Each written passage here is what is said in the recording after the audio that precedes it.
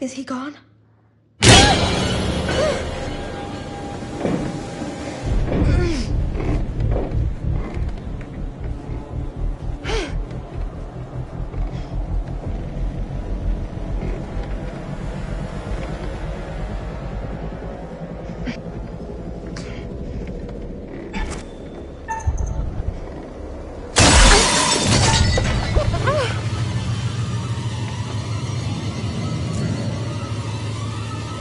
Get down there. No, I can't leave you. Just go.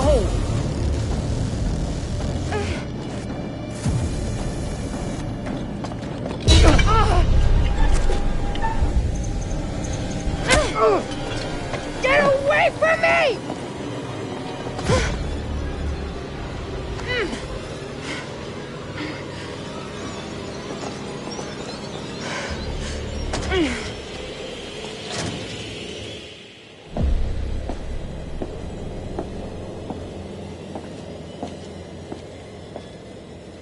Breathe in. 2, 3, 4. Fuck. Just breathe. Breathe.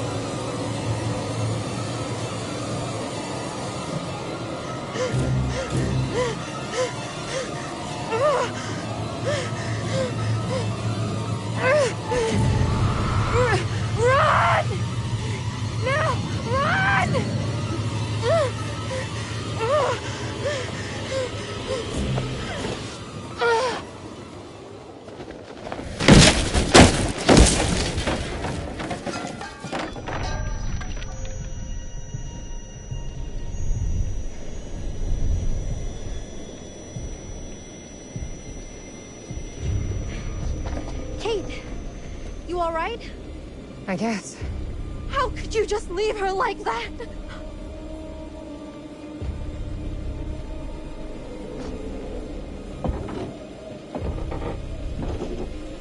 Then let's go. Run!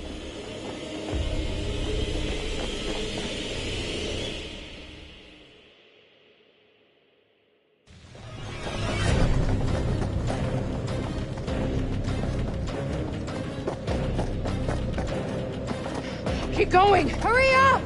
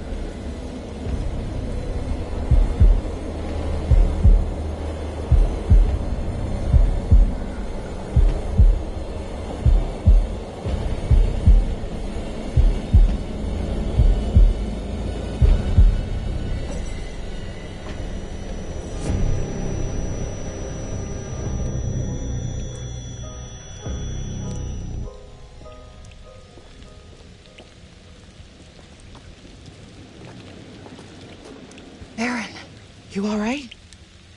I got lucky.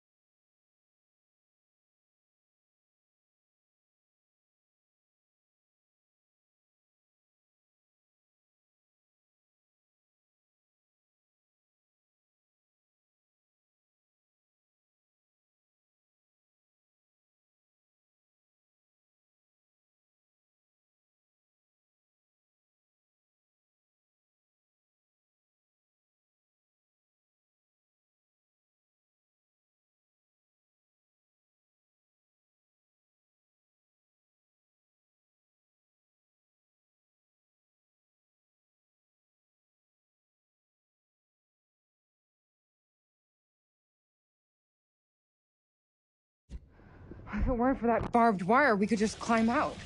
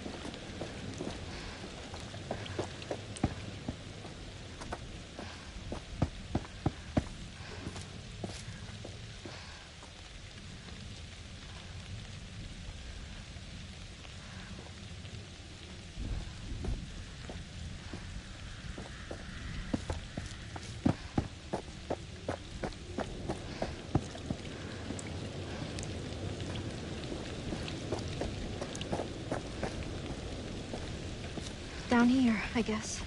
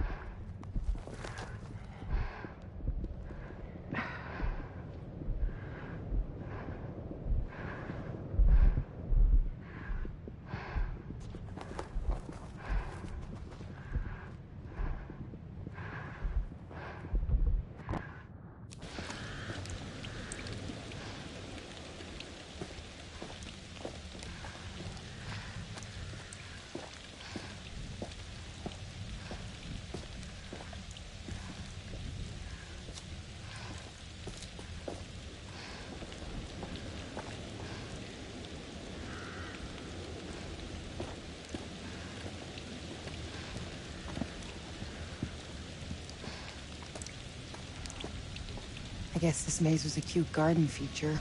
Once.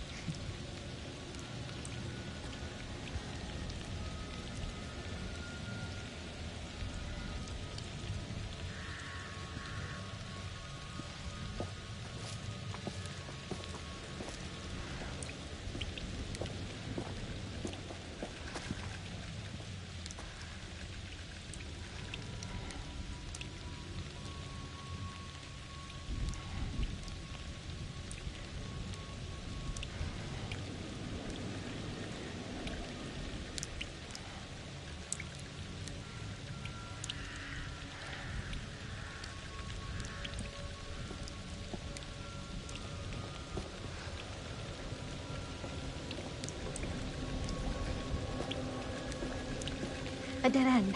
Great. Just great. We're dead. We're so dead.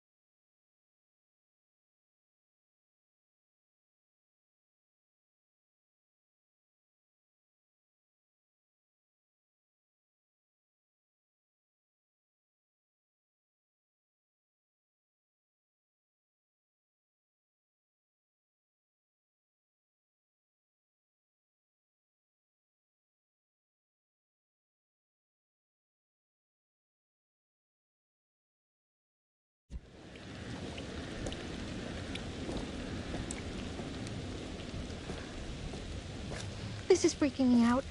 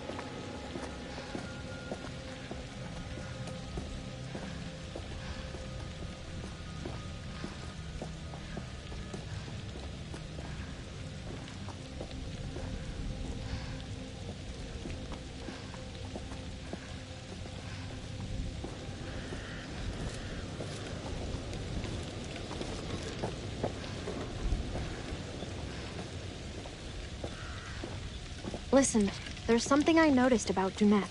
What? Okay, listen, when I was a kid, I didn't speak much. Big surprise. No, I mean like, at all. They called it selectively mute. Like, I could talk, but I chose not to. And what's that got to do with Dumet? We've never heard his voice. So... One of the things they said about it, the psychologists, was that I was hiding. That I was scared that if I spoke, I would give away my identity. That's the same as Dumet. Obviously, he wants to disguise who he is. No, it's more than that. There's a conflict in his identity. He doesn't even know who he is. It's like he's caught between being two people. Or he's trying to separate the killer from the regular guy he is the rest of the time. Maybe. Well, good thing you didn't become a killer. Give me time.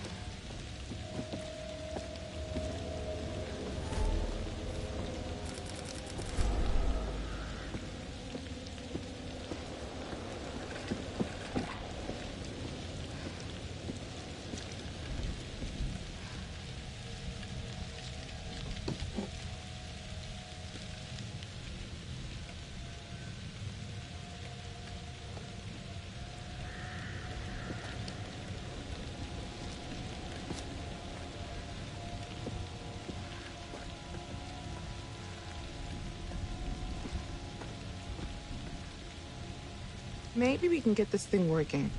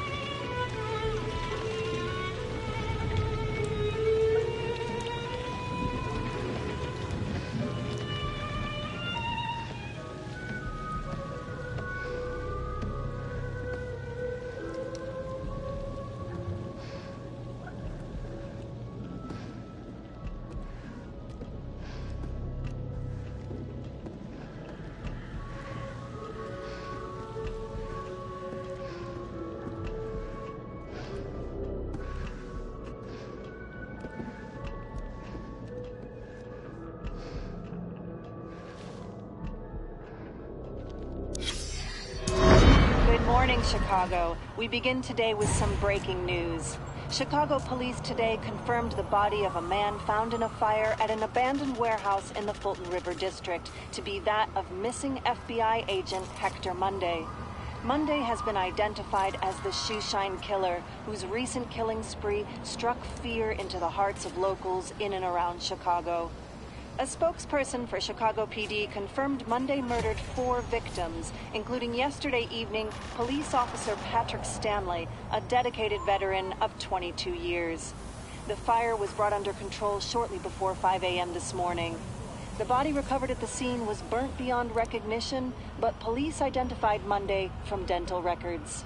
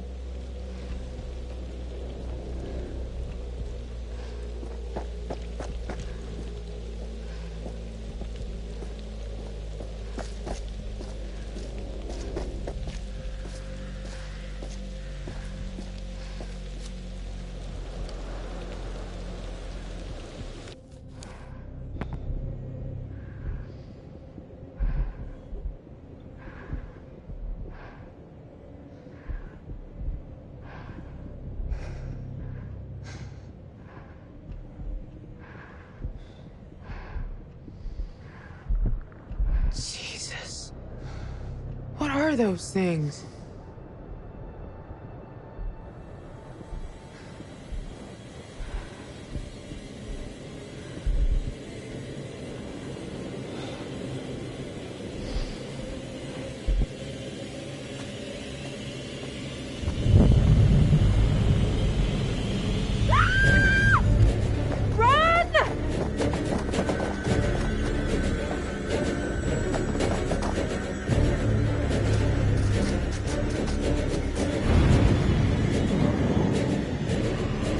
Move your ass! Go!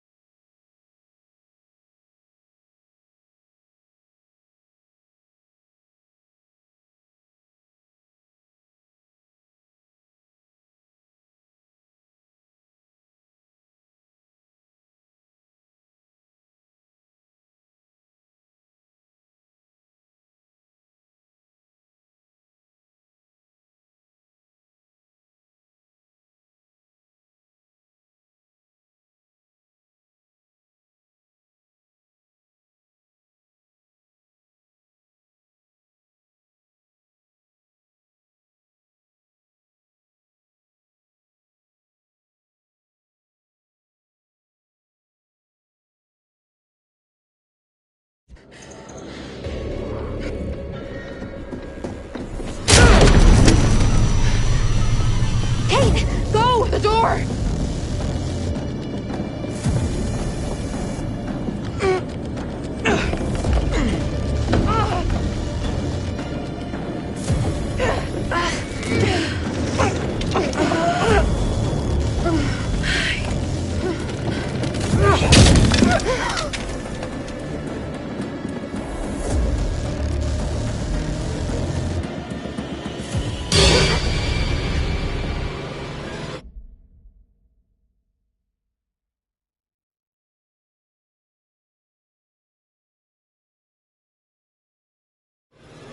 No, no, please.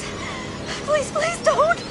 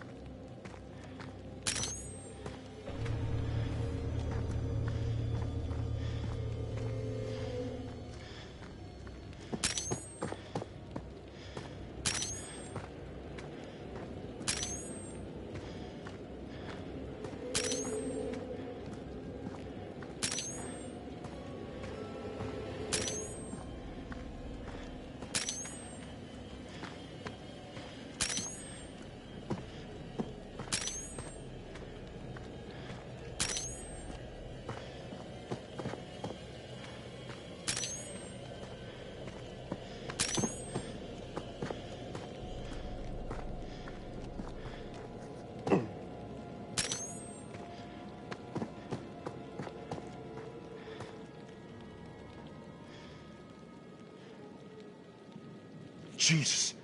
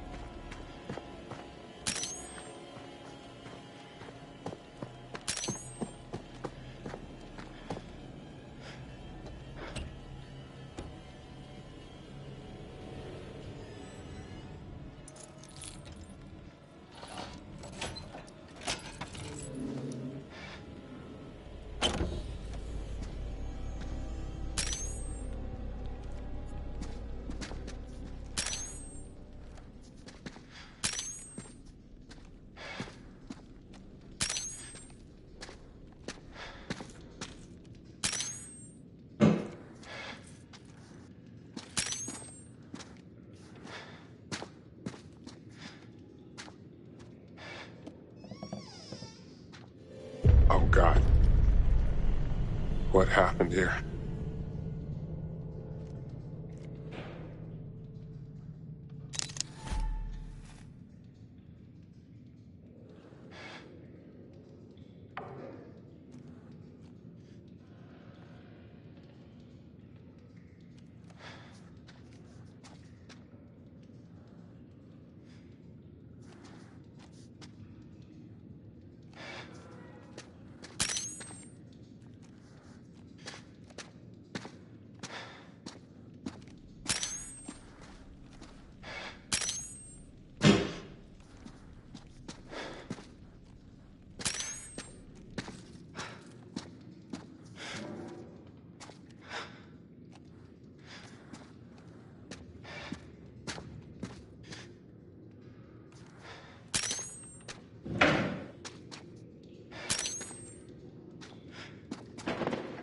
What's that?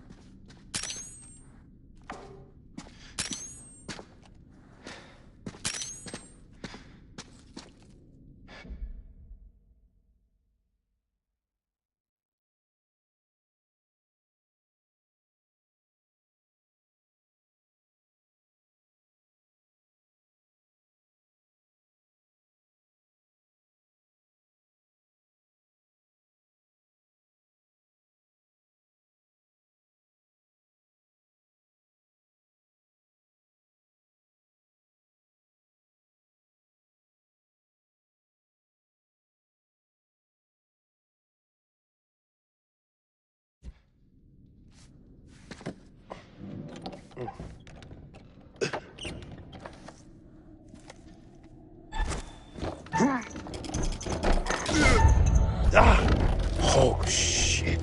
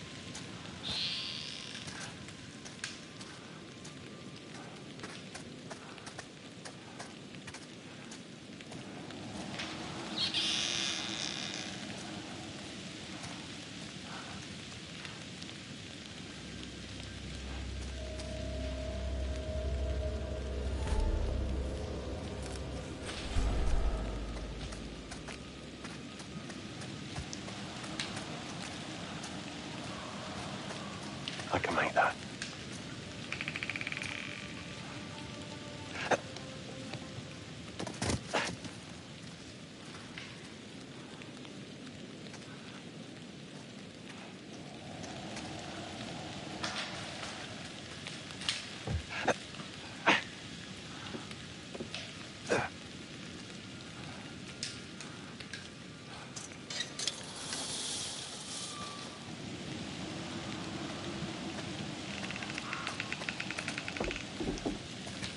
Mark! Hey! Mark!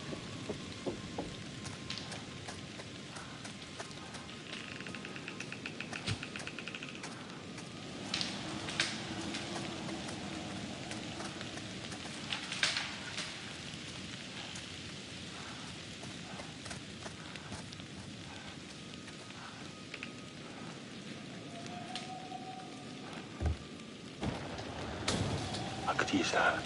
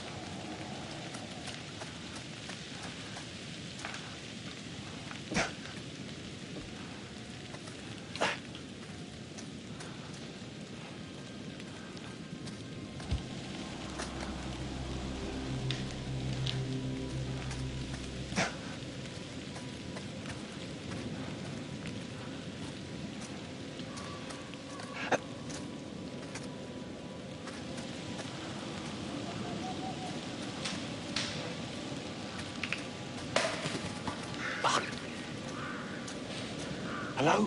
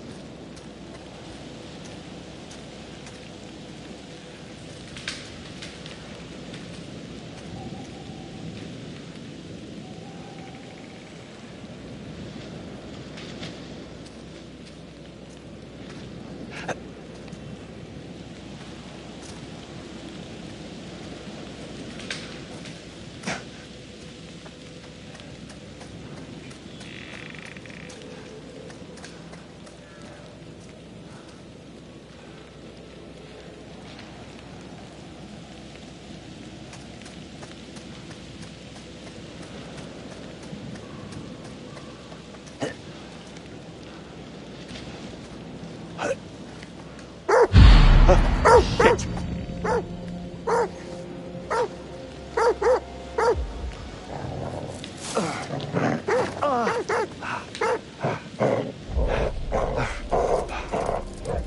Yeah, fucking fetch.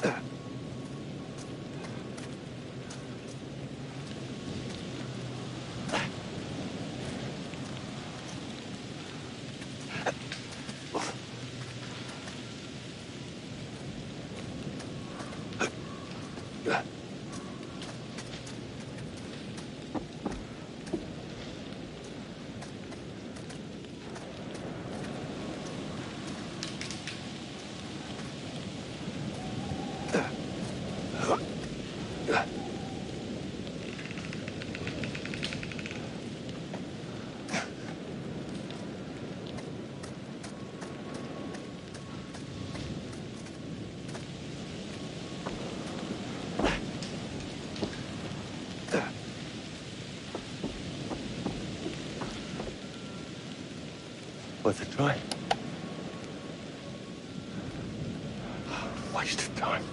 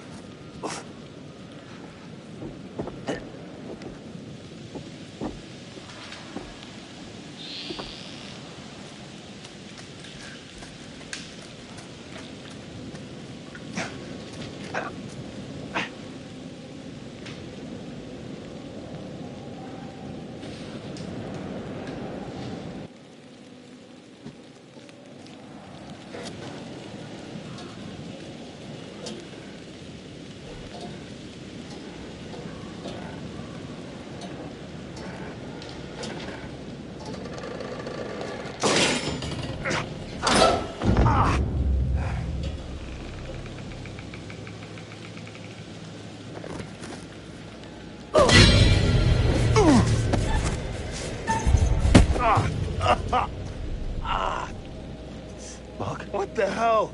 Charlie? You're alive. With broken ribs. Charlie, I thought you were dead. I nearly was. I'm sorry for that. I thought... How the hell did you make it out here? Yeah, good to see you too, mate. I nearly got fried, you know. I know. We saw it. You saw it? What the hell does that mean? How exactly did you get out of that? Where are the others? Mark, are they safe? We were all separated trying to get out. Dumet has the entire place rigged with traps. We followed right into his game. We have to get out of here. Get back to the ferry. Dumet disabled it. We all agreed we'd head for the lighthouse if we can't signal for help. I don't suppose there's any good news. Actually, I never thought I'd see this again.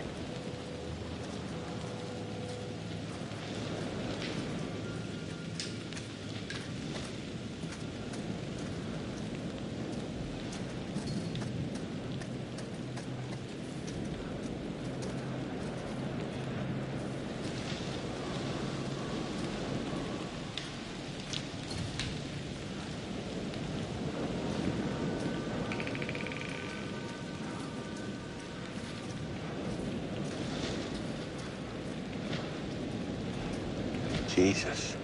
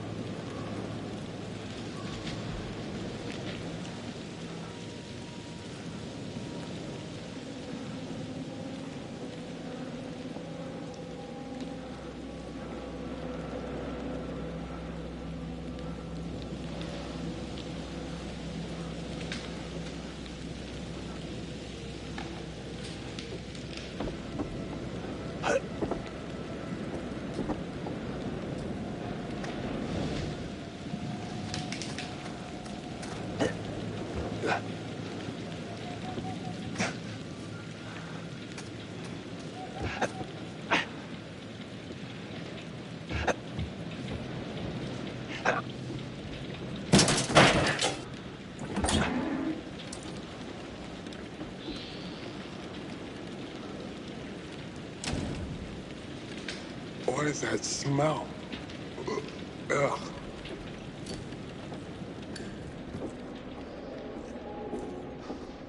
I saw Doc out here. Yeah, I did too. Scared the shit out of me. You scared him off by panicking, most likely.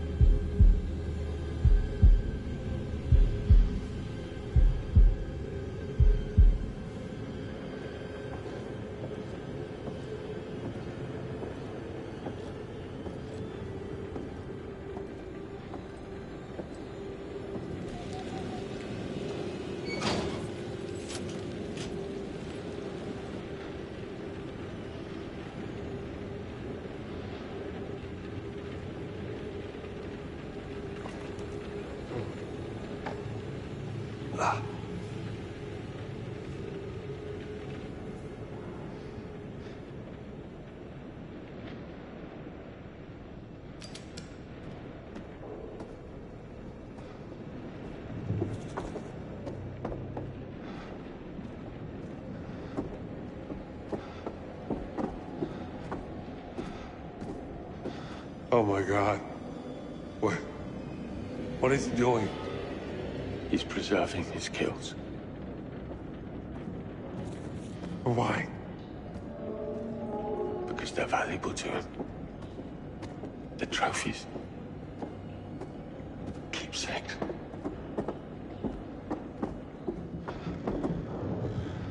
Dimash sure seems to know a lot. Do you think maybe we're dealing with more than one person? What do you mean? Tending this place, the weird robots, the traps. Could it be just one man? It's one man. One very driven, very disturbed man.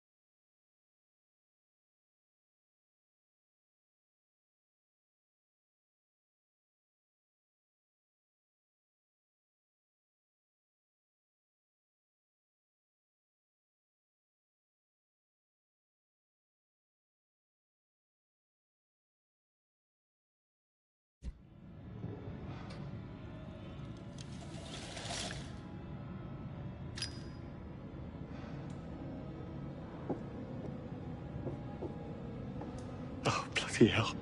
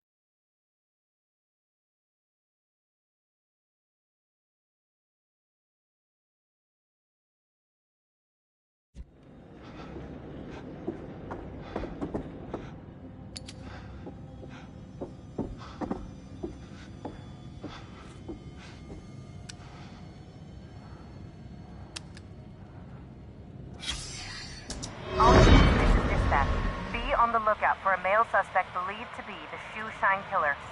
Suspect is FBI Special Agent Hector Monday. He may be armed and is highly dangerous. Dispatch, this is Officer Martinez. I found Mundy's car, requesting backup. Officer Martinez, what's your location?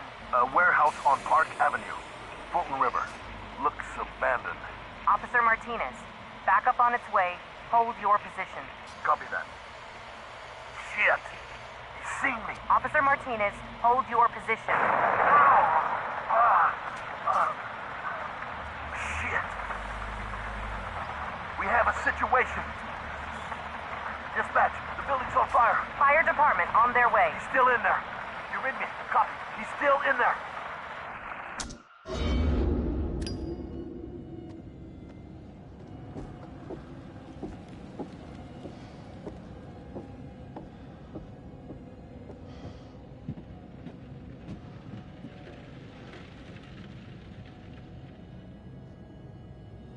You're joking.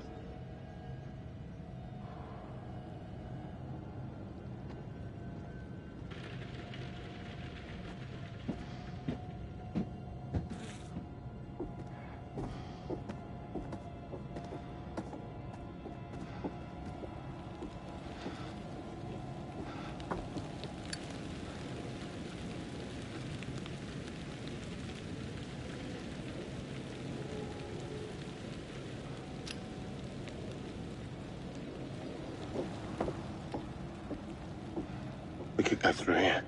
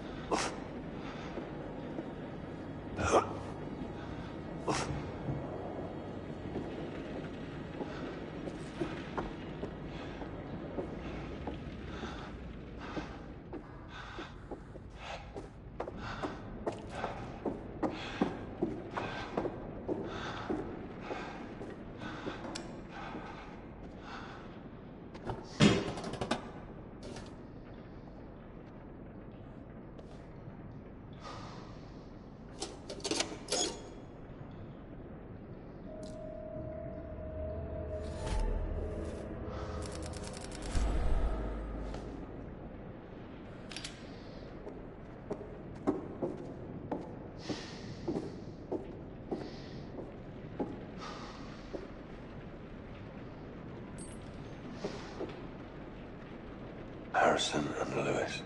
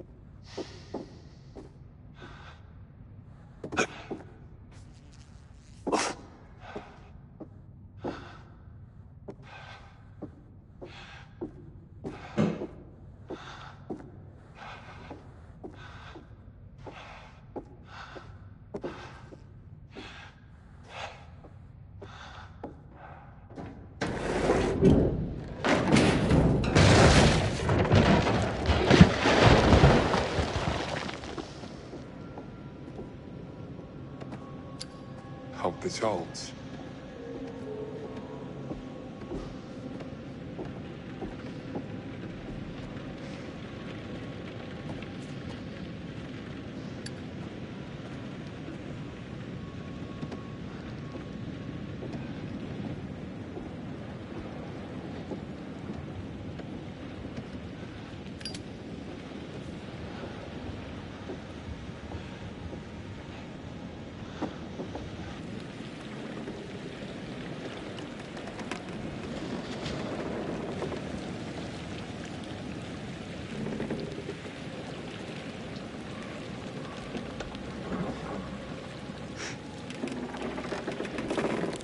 up?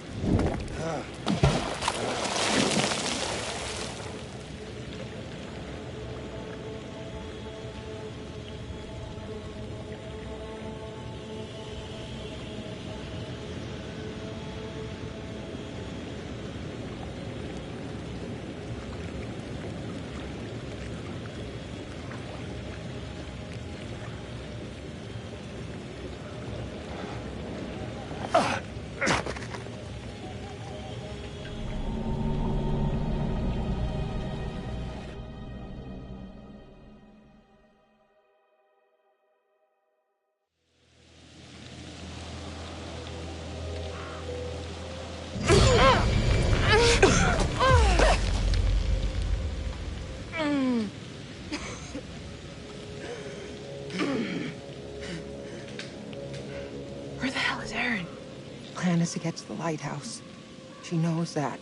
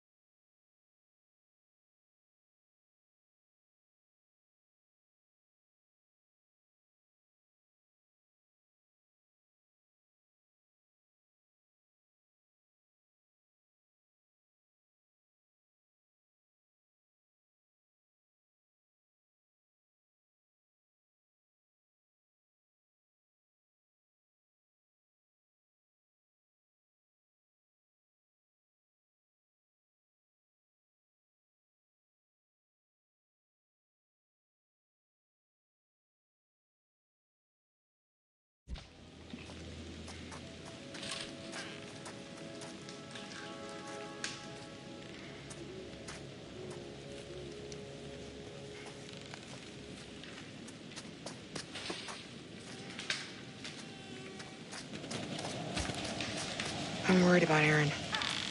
She's tougher than you give her credit for. What if she's hurt? If we go off book, we're just going to make things worse. Let's stick to the plan. What if she can't stick to the plan?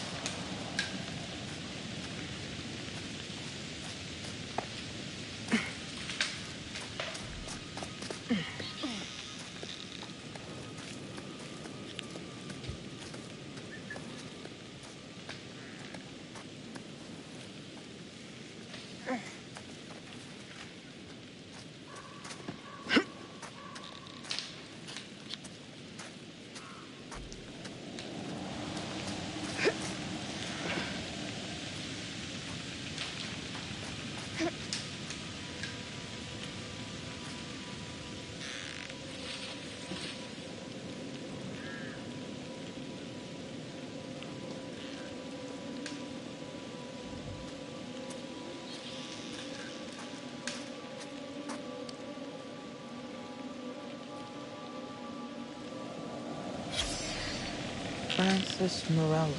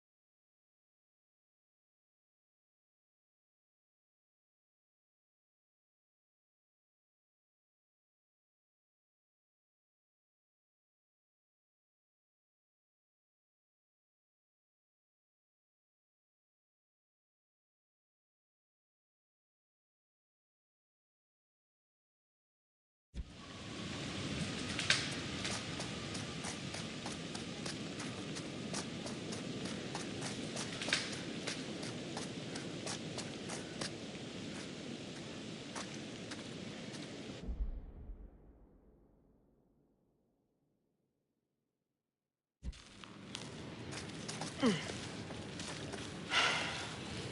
thought getting outside would make things better.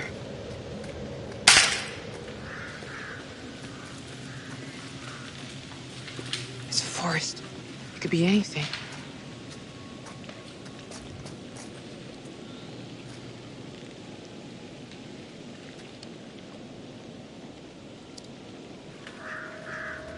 Can you not freak me out any more than I already am?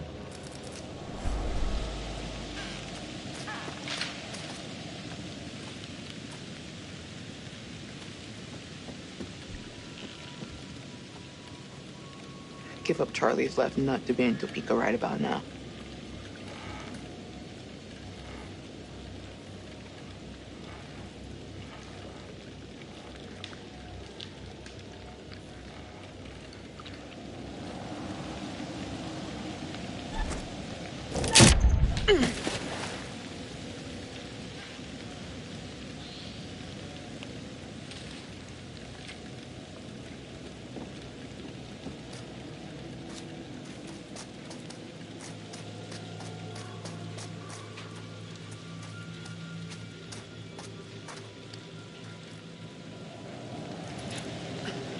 Got it.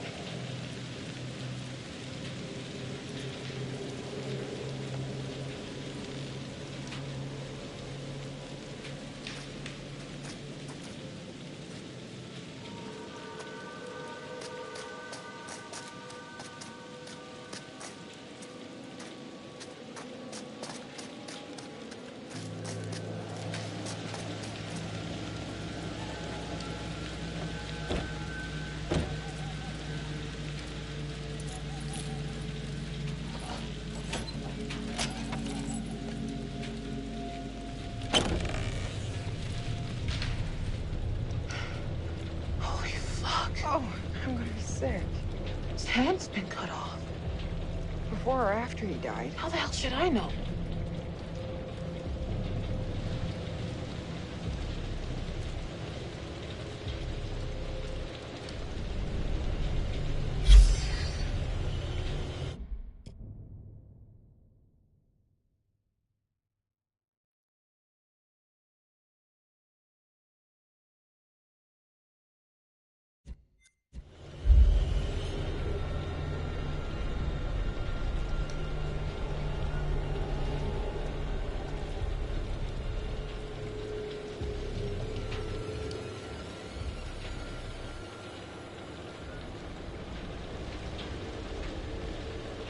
thing is juice.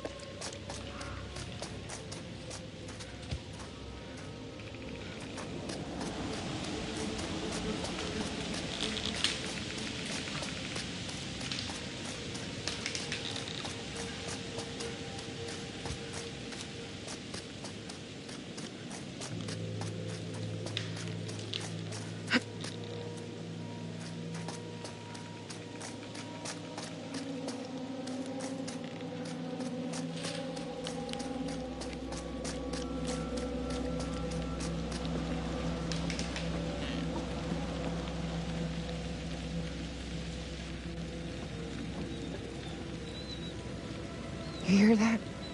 What? Like... whimpering. Is that...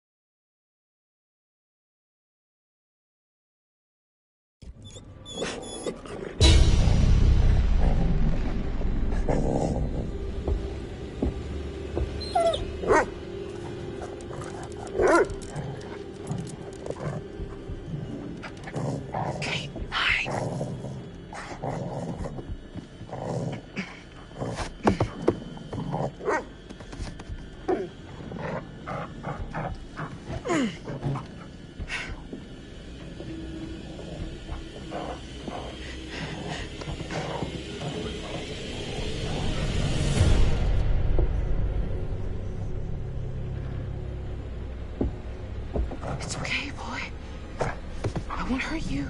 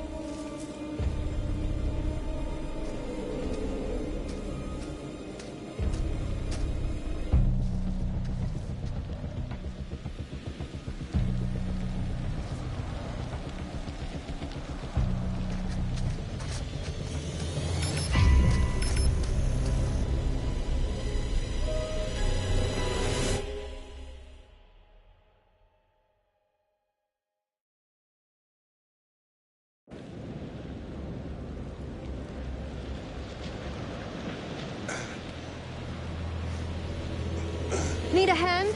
Oh, Aaron, holy shit. You're okay? Erin, I'm so glad you're okay. Give me a hand. You're fine. Where's Kate? Jamie? Have you seen them? Do you know where they are? We got separated in the woods. I was too scared to stop and look. I'm sorry. It's okay. It's gonna be okay, Aaron. They'll get here. I found a way inside. Come on. Amazing. Well done, Aaron. You're not coming with us. What? Are you... I heard your call with Dumet. You set this all up. You set us up to die. Erin, you are out of your mind. I would never... You know you can trust me. 70% of murderers kill somebody they know. Somebody who trusts them. It's 79%. But I am not a murderer. The last-minute trip, giving up our phones, a remote location, all part of the plan, wasn't it? You're in shock and you're not thinking straight. I would never... Mark, we need to tie him up until help gets here. He'll either stab us in the back or get Dumet to do it. Erin, I would... Quiet!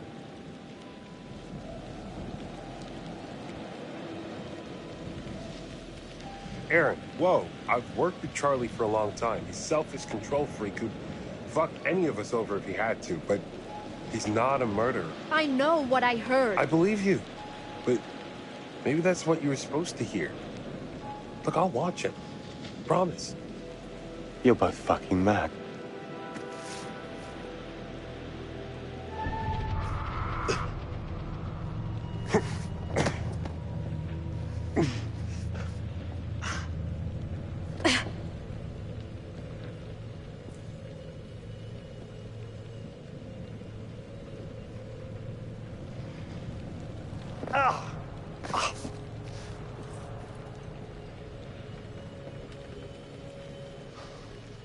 Let's figure out how to get this thing working.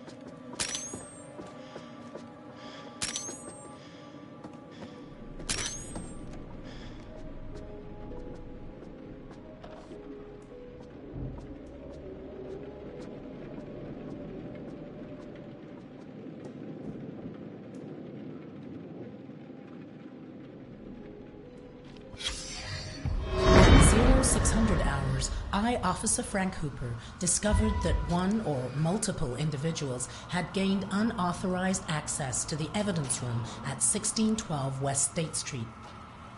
Among the missing items were assets recovered from the apartment of former FBI agent Hector Monday, including books, clothes, notes, surgical tools, and dental equipment. We are currently running with the theory that this was the direct result of souvenir hunters looking for a piece of memorabilia from the case. End of report.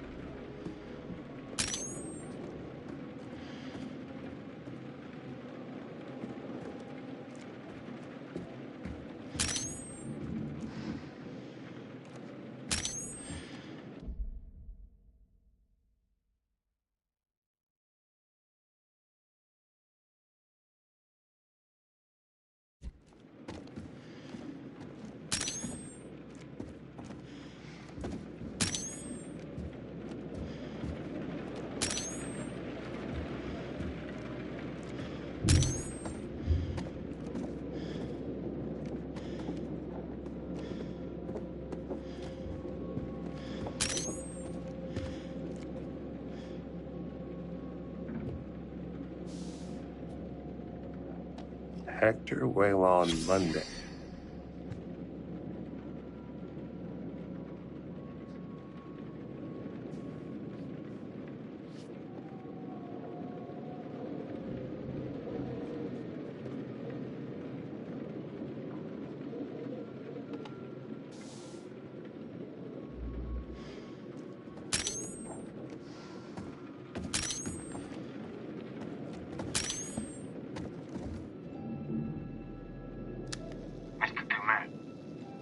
I want my team dead.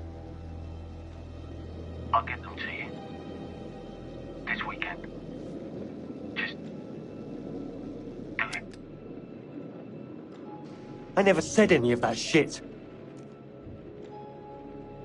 I'm certainly grateful to you, Mr. Dumet. I want my team dead. I'll get them that this weekend. Let's do it. I'm such an idiot. I wanted this to work so much, I just accepted everything he said. It's been edited. I'm such an idiot. Jesus, I'm a sound tech and I fell for it. You're in shock. All of us are. Don't beat yourself up. So, Erin? I'm sorry, Charlie.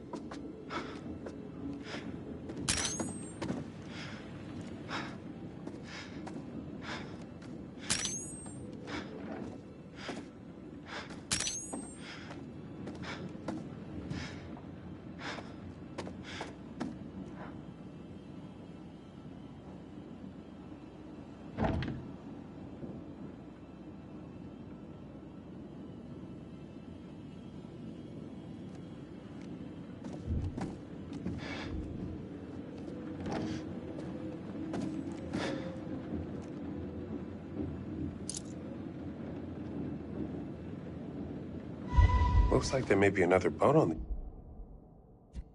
the island.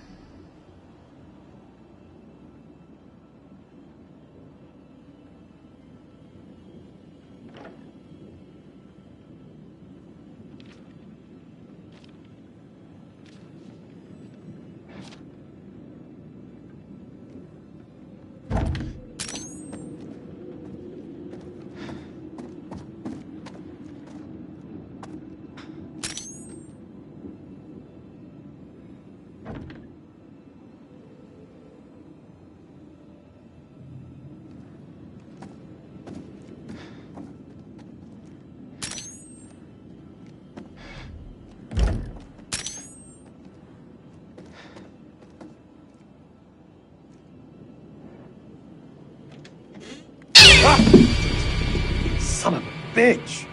Give me a dog any day. Fuck. What the hell was that? You alright? Yeah, just a stupid cat.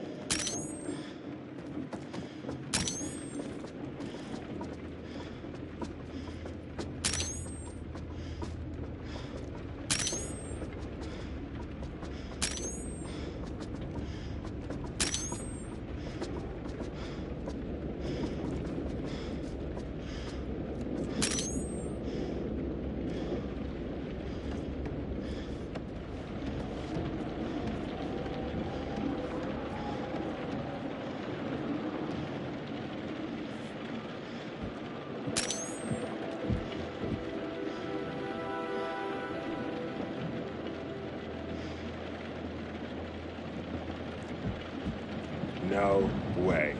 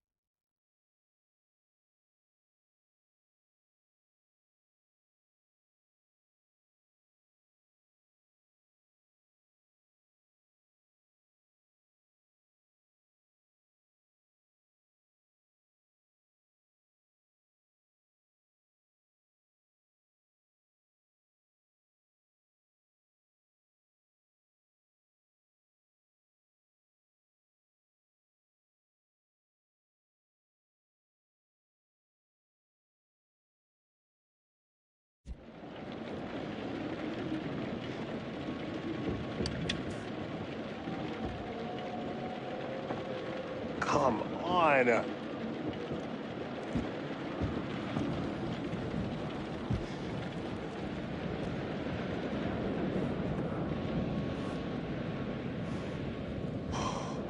Don't look down. Don't look down. Don't look down.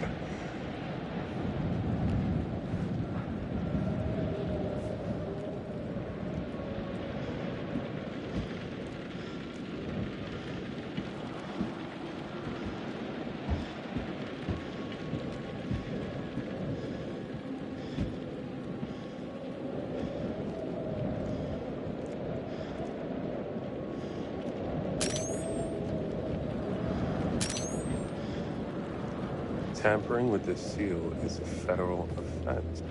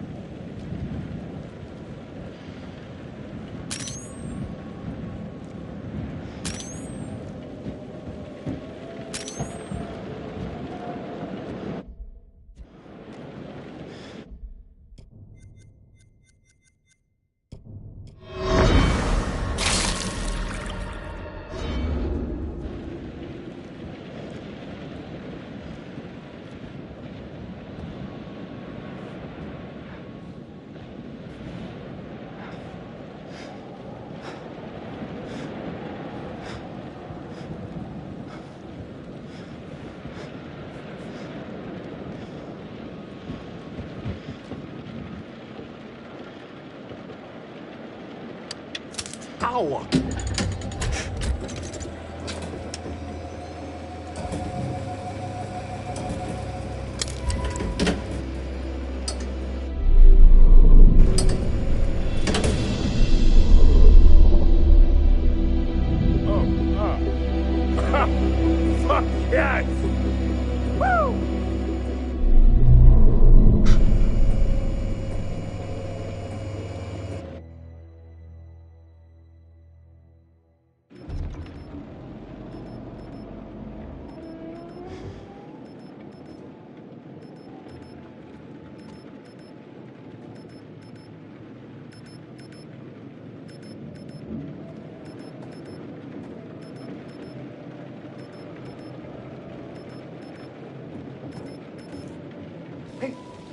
Hey, guys, up here. Kate, Jamie, I'm here.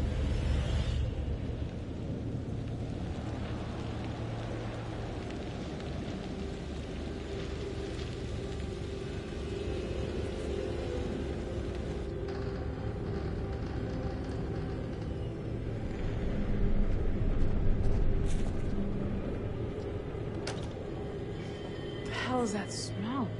Jesus. Oh. There you are. I wasn't expecting you. Are you early for a change?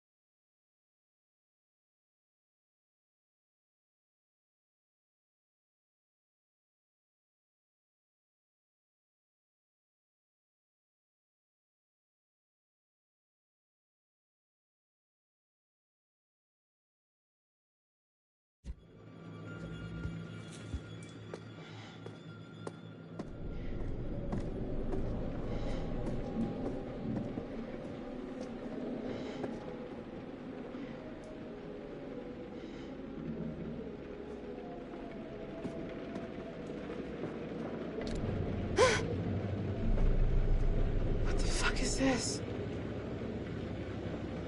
You're a selfish monster. Always have been. Hey. Hey! Who are you?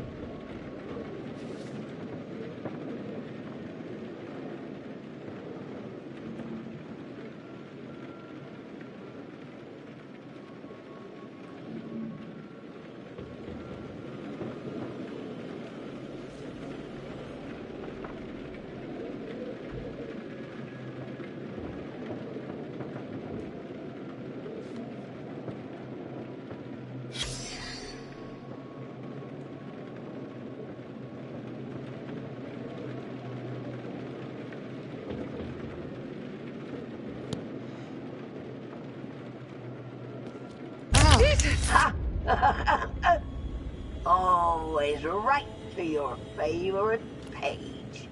Predictable little shit. I know you.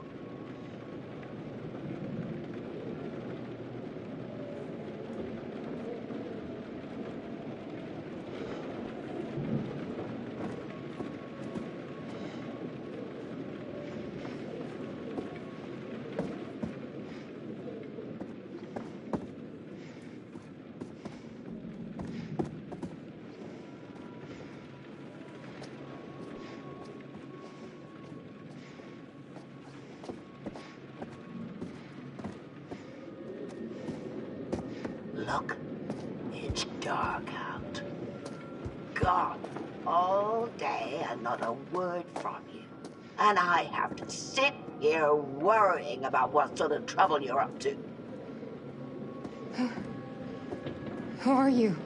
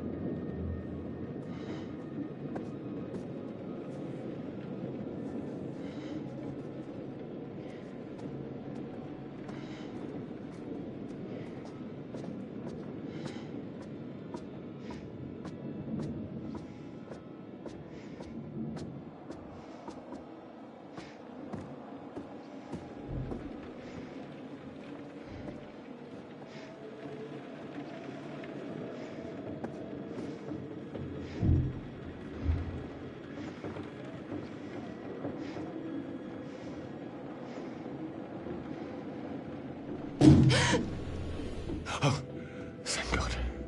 It's only you. Thank God. Have you seen Mark? He's all right. He's trying to get that bloody light going. Mark? Please tell me you can hear me.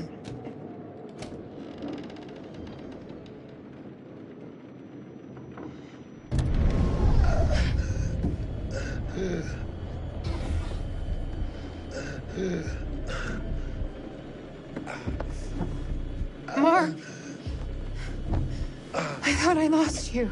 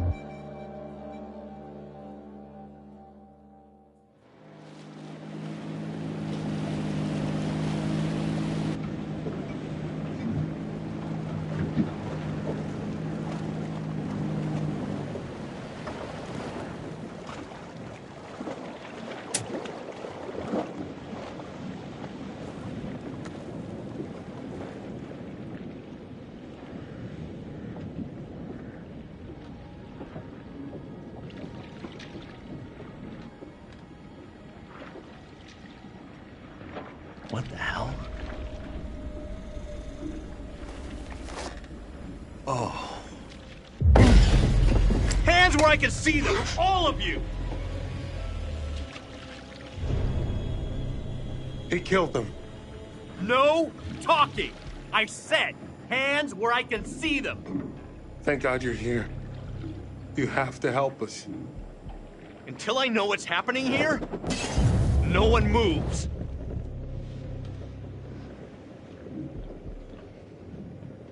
Sir! Sir, behind you! The boat! Seriously, lady?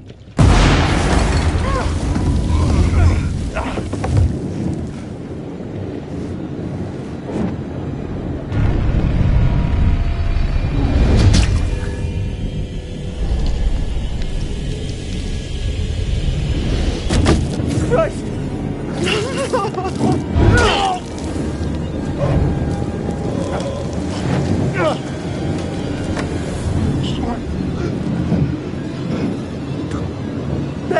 Let's go!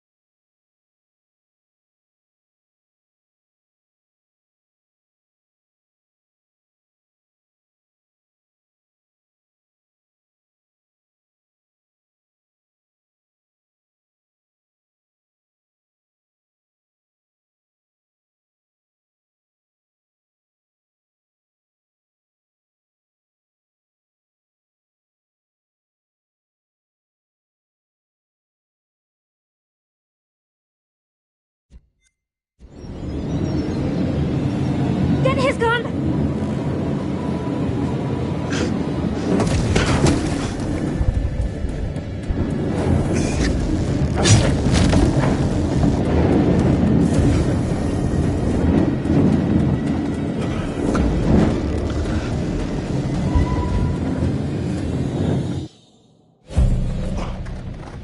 Come on.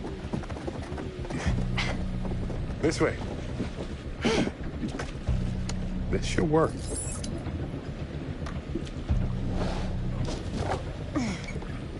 Oh, it's not working. Starter cord. There.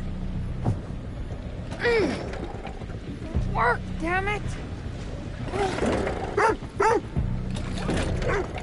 Hey, Connie. Good to see you, boy. Come on. Come on!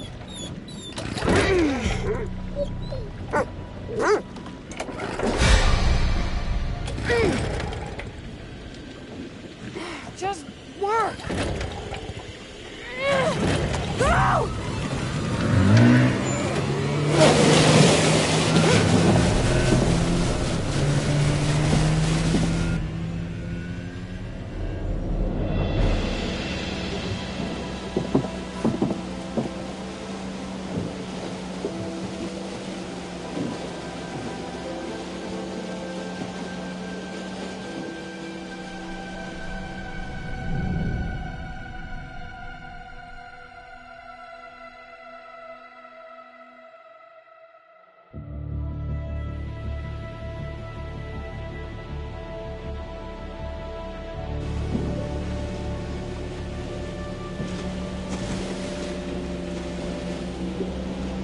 We did it.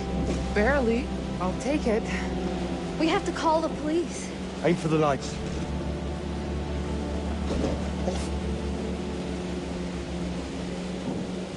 You know, I've just had a great idea for series 2. All that's missing is a big final twist. Good luck finding a host for that bullshit. I'm out. I'm just glad I'm in one piece.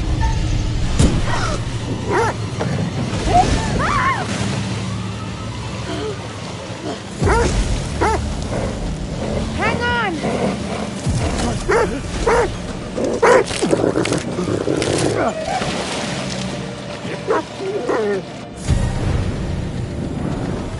No, please.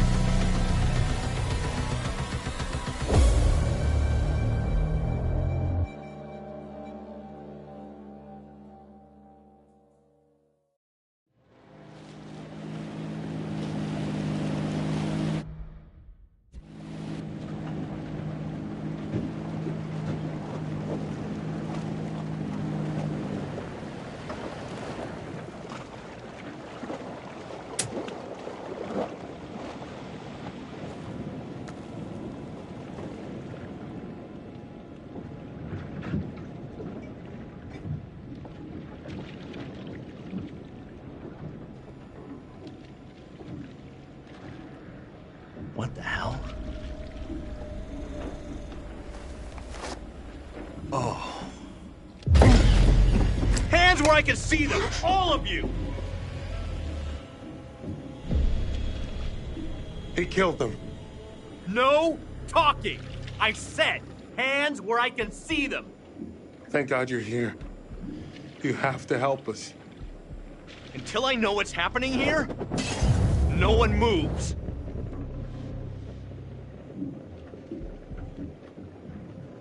Sir!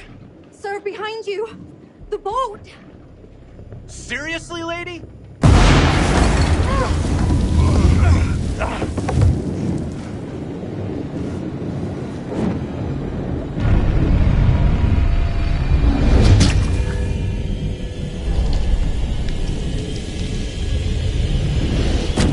Christ!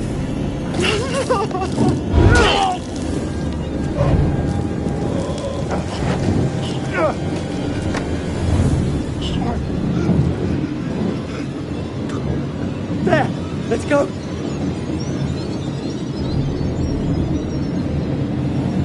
Get his gun!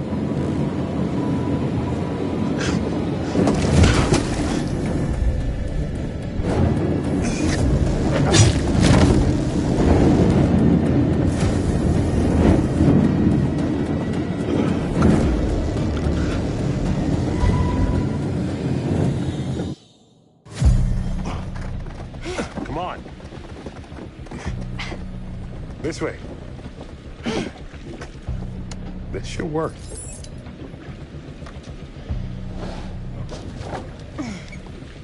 Oh, it's not working. Starter cord. There. Work, damn it! Hey, Connie! Good to see you, boy. Come on. Come on!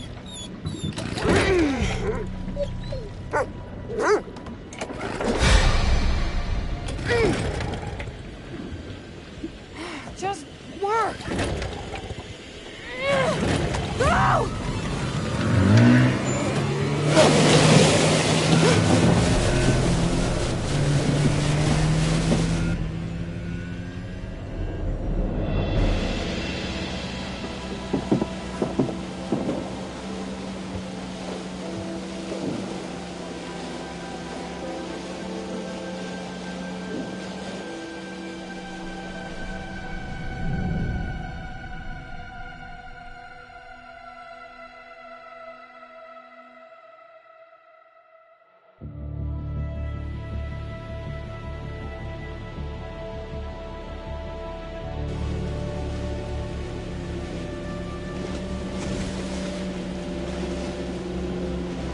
We did it. Barely. I'll take it. We have to call the police. Aim for the lights.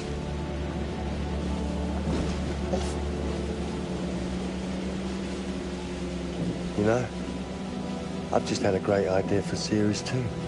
All that's missing is a big final twist. Good luck finding a host for that bullshit. I'm out. I'm just glad I'm in one piece.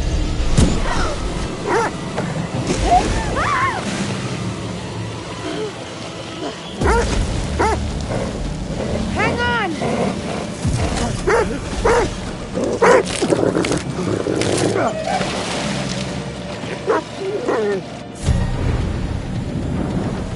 No, please!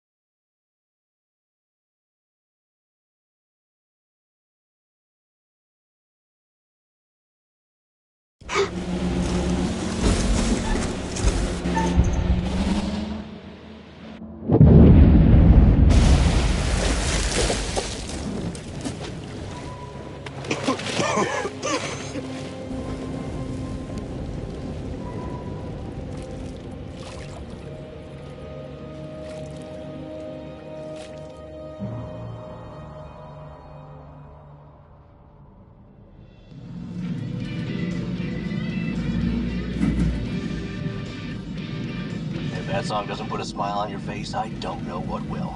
We have a non-stop block for your favorite classic rock after this break. No damn commercials.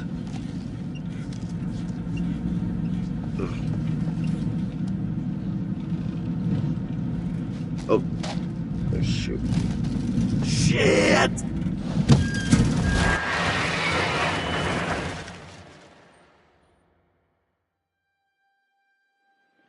And I looked up, and there they were just in the middle of the flipping road, waving their hands and arms like a bunch of crazies.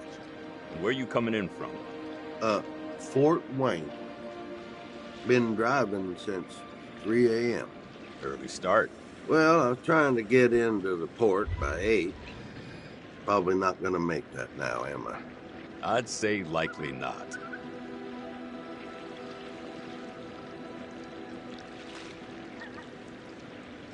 You know what? I think I'm gonna see about that studio in Brooklyn. See if I can make it work.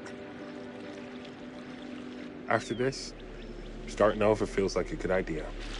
Yeah. Just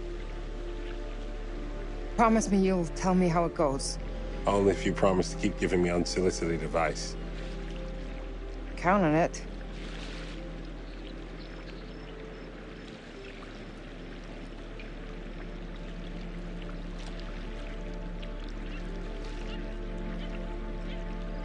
So, probably not the right time to ask this, but... Oh God, what? Are we are we a thing? Dude, trauma bonding is legit hot. Fuck yes, we're a thing.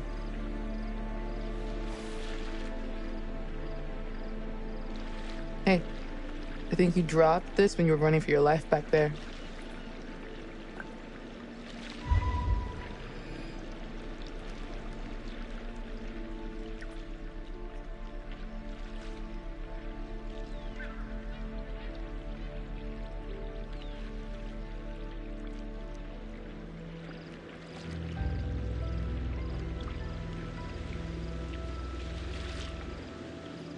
Need a smoke, buddy?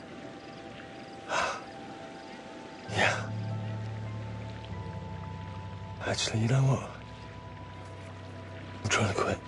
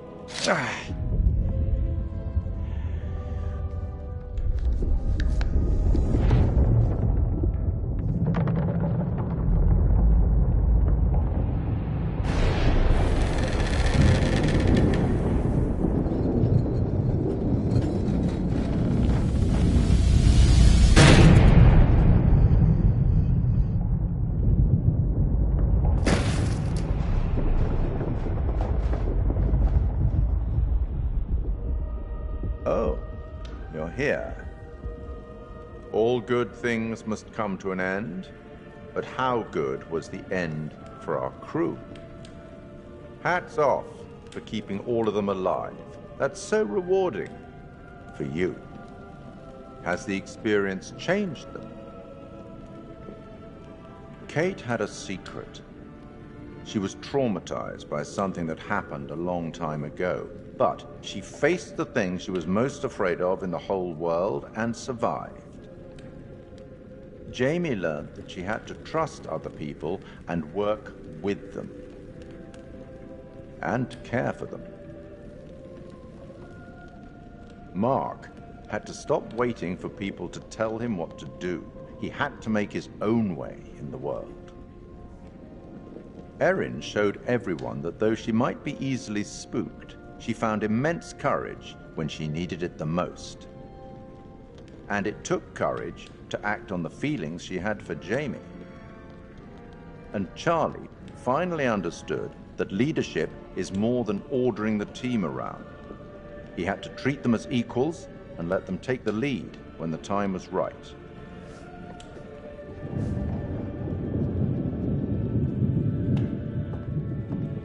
I'll tackle the paperwork in the morning. Can you find your own way out? It was, as always, enlightening. I have no doubt we'll meet again in the future. Farewell.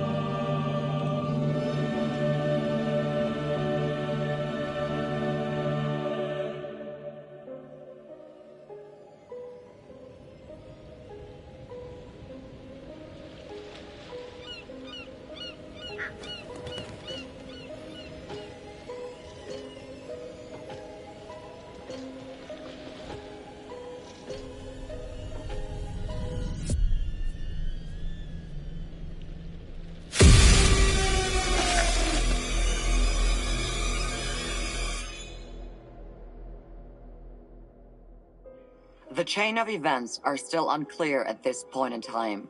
What we can confirm is that a little after 7:30, a truck driver was flagged down to render aid. The police were called and quickly arrived on scene.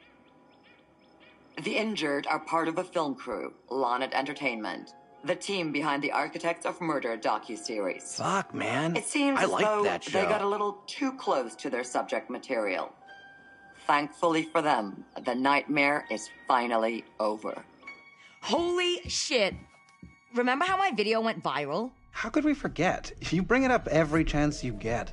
Just listen to this. I got enough views to win a competition. What did you win? An all-expense paid trip to an island resort for 5. Now I'm interested. Yeah, Mr. Dumet says they're gonna send a limo and everything. This is gonna be so much fun.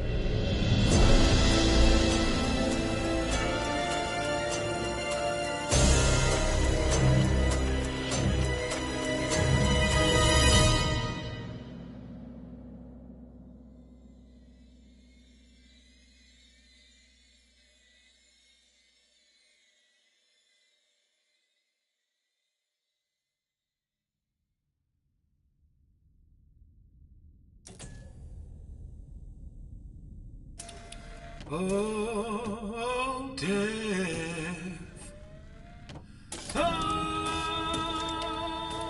Oh, death. Won't you spare me over to another year?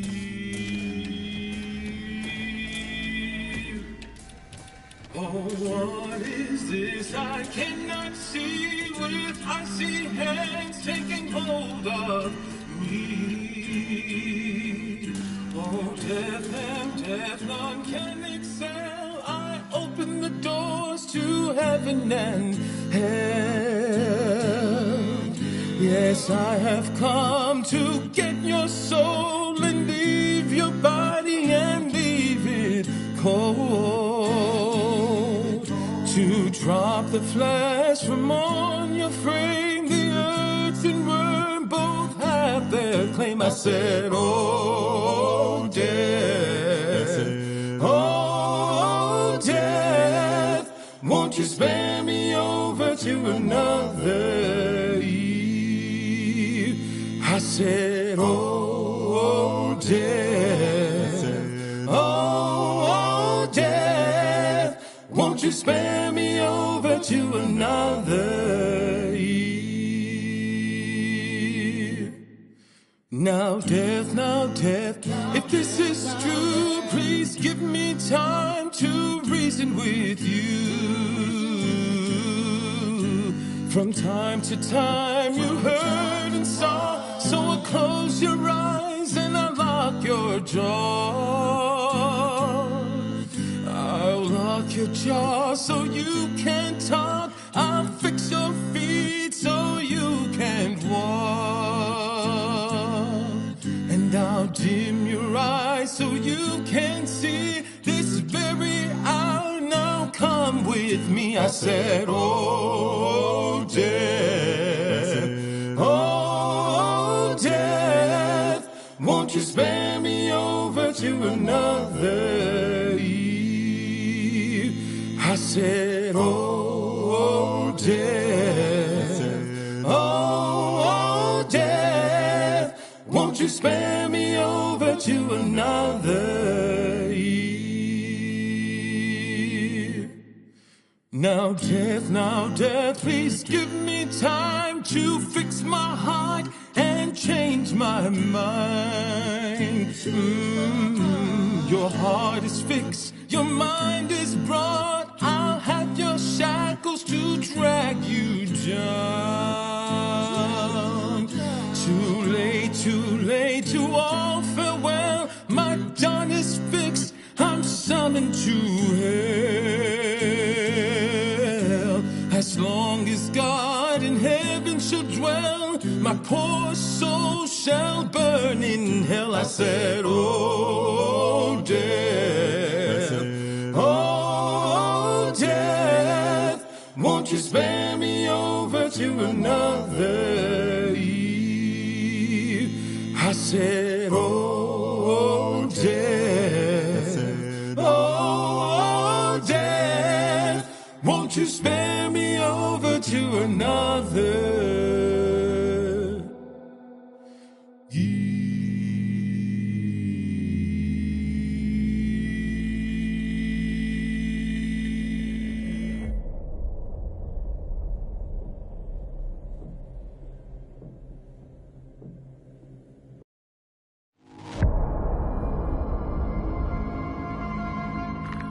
Commander Stafford, the forward reconnaissance vessel Cassiopeia. After successfully rendezvousing with a Charybdis marker, we have detached the booster ring and spirits are high as we make our final approach to Tau Ceti F. The ship has suffered a hull impact, but damage is minimal, and our technicians are restoring full functionality. This is Thomas Carter. Something's wrong with Sims. She's trying to kill me. I think... Our next transmission will be broadcast from orbit around humanity's future home. Staff it out.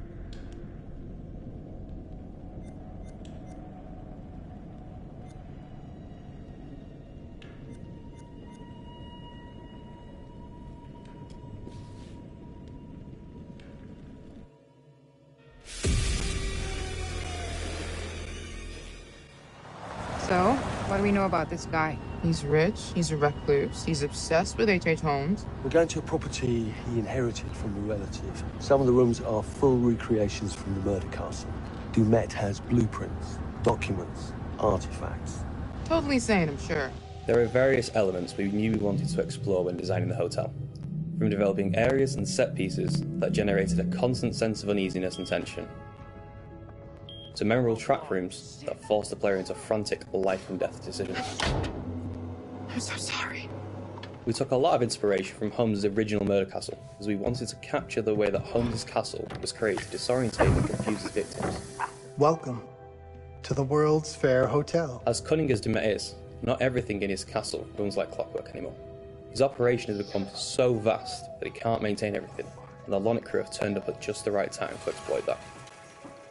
The production design for the hotel needed to reflect the original design, utilising a Victorian-style facade and castle turrets, interiors with ornate mouldings and panelling, being made larger to accommodate the game's intention to be used as a vast labyrinth to create fear and horror.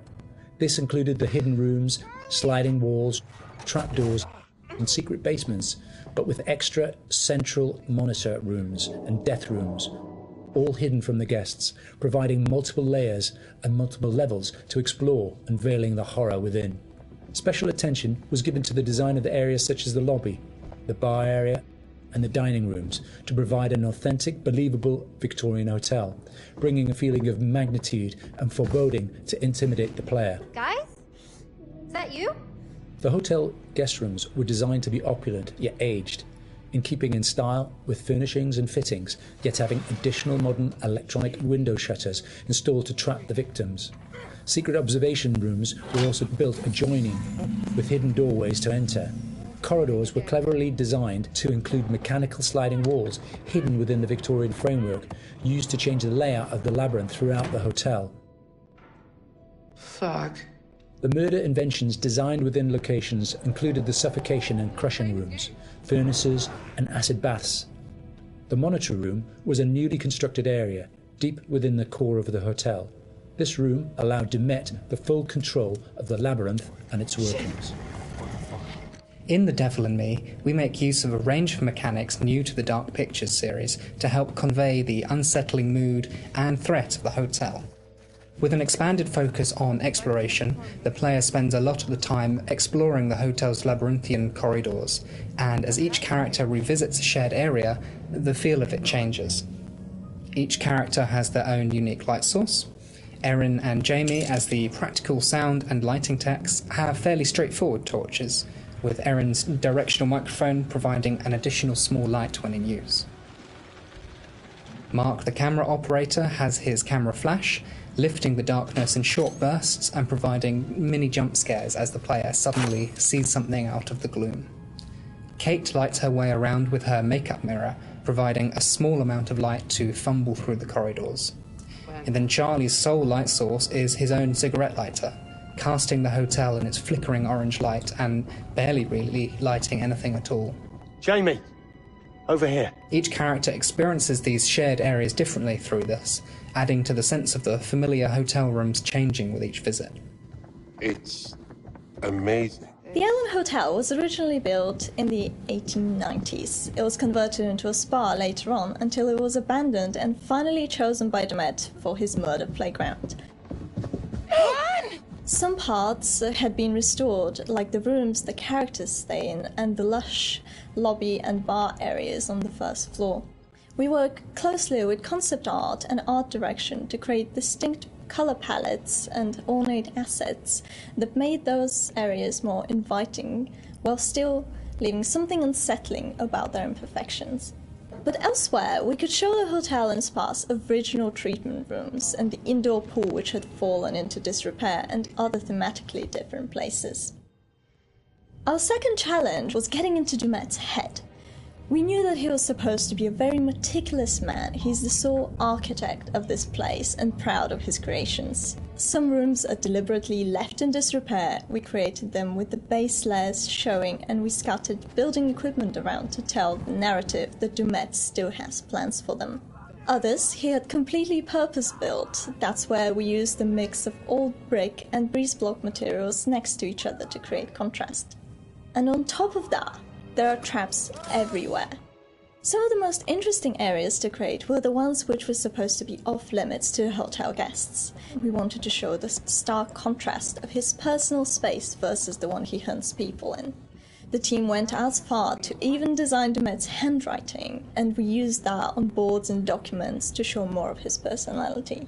There's storytelling in every small detail. Lighting in Devon Me is a bit different from the previous Dark Picture games, since we have more explorations and more playable areas in the game for players to freely explore. We had to slightly adjust the way we used to do lighting by adding some new stuff, such as adding more guide lights in the environment for direction, or add some interactable light fixtures that you can trigger on and off by walking closer or away from them. So there are 4 types of lighting styles in the hotel. The first one is the regular hotel areas where everyone should feel safe and cozy. We try to use more bright, warm color lights with different elegant light fixtures. And the second one is the areas that are either under constructions, used as Dumet's workshop, or places only lit by moonlight or should be pitch black. We used cooler temperature lights or even blue lights for these kind of areas with very low light intensity and very heavy volumetric fog to enhance the claustrophobic vibe and to elevate the tension. So the third one would be the control room where Dumet watches and controls all the activities in the hotel. We want this room to be especially bright, like an industrial warehouse with a cool, eerie mood to separate it from the other rooms. And the last one is all the rooms that are designed to be slaughter stages. Killing is like creating art to Dumet, and he wants all his artworks to be presented epically with audiences, classical music, and beautiful lighting setup. So in these areas, unlike the others that have more neutral color in the lights, we tend to artificially light these areas with either theatrical lighting or use high contrast saturated lighting setup, so that we know something is going to happen. If we don't do something, both of them will die, Mark. We wanted to provide players with a truly realistic historical Sonic experience whilst inside the murder castle. We researched multiple properties and buildings built within the same period as the original Chicago murder castle. Authentic door foley and sound effects elements were high on our priority list. We recorded multiple door openings, closings, handles, rattles and squeaks. Throughout pre-production, we'd seen all the variations of emotion characters would be displaying when using the doors, ranging from calmness through to blind panic and incensed rage. All these emotions could be channeled into the performance we recorded. Another element of the soundscape we went into considerable detail recording was floorboard and stair creaks. Virtually every step we took provided us with a distinctive and unique sound. We recorded these creaks in 3 states: running, walking, and walking slow. To further add to this, as the characters climb higher inside the Met's murder castle, the creaks will become more frequent as you enter unfinished rooms, exposed walkways, and the structural integrity of the hotel becomes more dangerous and unstable. In terms of the music, we chose various 19th century pieces of classical music and opera to accompany the murder scenes. These would have been the pop music tracks around the time of H.H. Holmes, providing a cognitive link between past and present. Classical music and opera accompanies a lot of the murder scenes, often playing through a gramophone or a tannoy, which is then fed back through our bespoke impulse responses to allow the music to naturally echo throughout the cellars and corridors of the space. What is this? We took a similar approach as well with the abstract sound design, including nods to classic horror films with really discordant, unnerving piano impacts and bowed metal interspersed with electromagnetic recordings, synths and ultra-modern distortion to provide that juxtaposition and that link through time between the historical setting and the modern-day story. Designing the hotel as a play space presented different challenges than previous Dark Pictures games. We've gone from quite open environments in House of Ashes and Little Hope to a more enclosed one with the hotel. The ability to revisit previous environments at different points in the story, with different layouts and different emotional states, meant that we had to collaborate very closely with each other to make sure we designed each area to cater for every requirement. We had to think how a lit corridor would feel if multiple characters roamed around it, versus the same corridor drenched in darkness with just a singular player character. Empty hotels are inherently eerie, and it allowed us to play with the idea of liminal space to try and create a murder castle that felt uncanny. It's something that felt truly unique.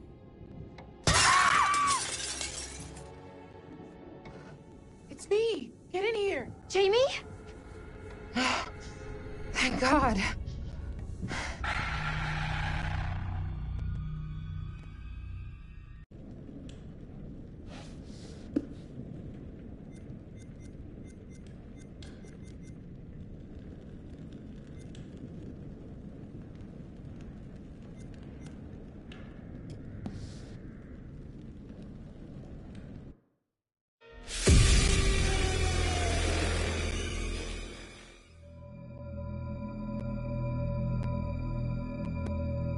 Torture chambers, secret passageways, vats of acid, and deadly vaults.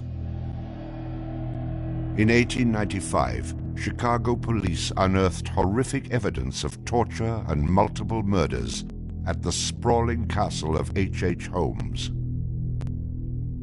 Masquerading under the guise of caring doctor, kind husband, and prominent businessman, H.H. Holmes was a contemporary monster, designing his buildings solely for the disposal of human bodies. Torture Doctor, Monster of 63rd Street. H.H. Holmes was America's first serial killer.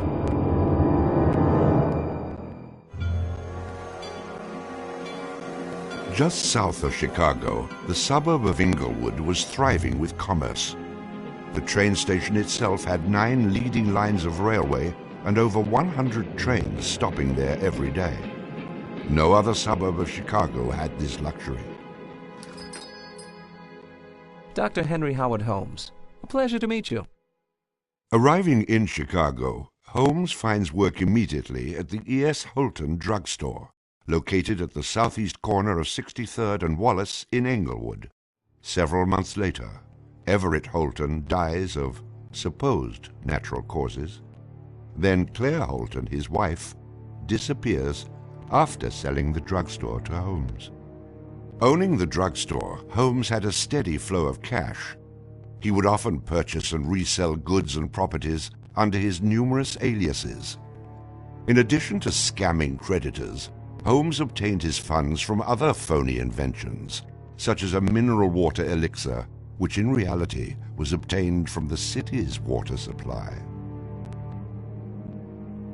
1888, Holmes secures a lease on the vacant property across the street from the drugstore, the southwest corner of 63rd and Wallace. It is here that Holmes will make his horrific dreams come true. He will construct a building for which the entire world will remember him. Fantasies start very young, and so what he did then was he took a step furtherance of his fantasies to make it reality. And probably, if we had done a little bit of investigation back then, we would have seen things like his plans, but not just plans for a building, because we'd expect to see architectural plans, but plans for his torture rooms. For the suburb of Englewood, the building Holmes is erecting at 63rd and Wallace is a massive construction project. Day after day, passers-by stop to gaze at the spectacle of the many laborers working together to create a magnificent new edifice in their neighborhood. Englewood residents were so impressed with the massive building that they named it the Castle. From its outward appearance, it seemed rather normal. But like the duality of Holmes, the exterior and interior of the building were extremely different. Holmes himself was the architect of the building. He was the only one who knew its design. There was this constant turnover of workers on the building. He would hire a mason to put in a wall and then fire the guy, or hire somebody to put in part of a staircase and then fire him. And there seemed to be several very sinister reasons behind that. One was he managed not to pay a lot of these people because he was always claiming that they were doing incompetent work. But the other, much more insidious reason was that no one except him really had a clear idea of what the structure of the interior of the house was. He had a huge bank vault installed in one of the rooms. And the way he did it was he put the vault in first while the building was under construction, and then built the room around it. And he bought this thing on credit and then refused to pay for it. The bank company said they were going to repossess the vault. Holmes said, well, come on in and do, but if you damage my building in any way, I'm going to sue you for everything you're worth. The bottom floor of the castle housed a pharmacy, jewelry store, barber shop, restaurant, and a blacksmith shop. Behind this innocent facade was a Gothic house of horrors designed by the mind of a monster.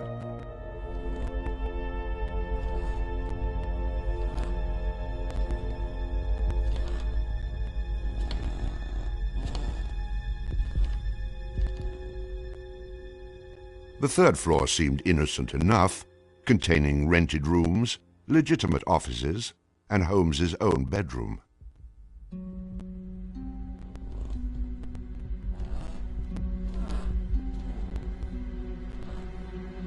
But it was the second floor that contained 35 rooms, many specifically designed as killing chambers.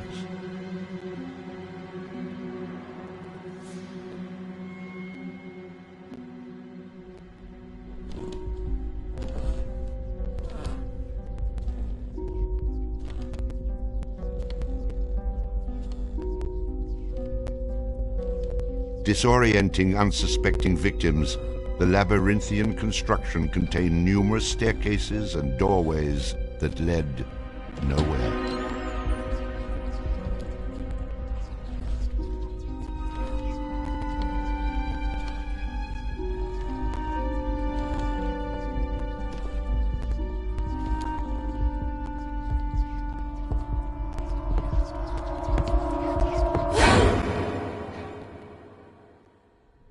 For a quick method of hiding a victim's body, a concealed greased chute and trapdoor led directly into the basement of the castle.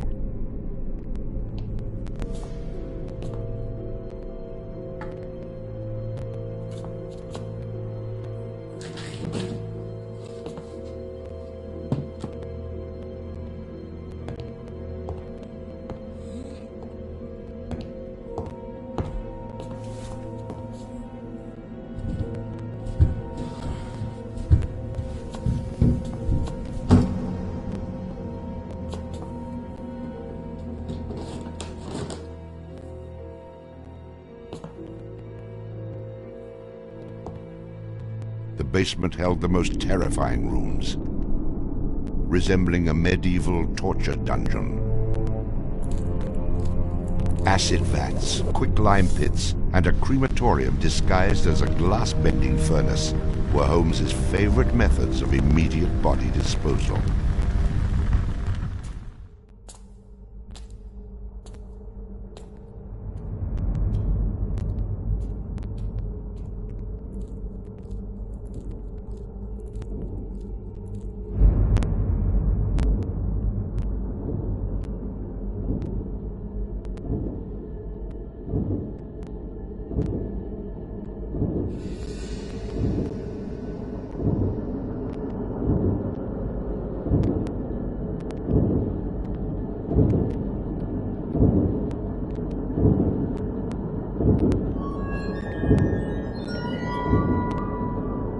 After cleaning and mounting their bones, Holmes would profit from his victims by selling their skeletons to local medical schools and universities. Holmes would make a killing in Chicago, financially and literally.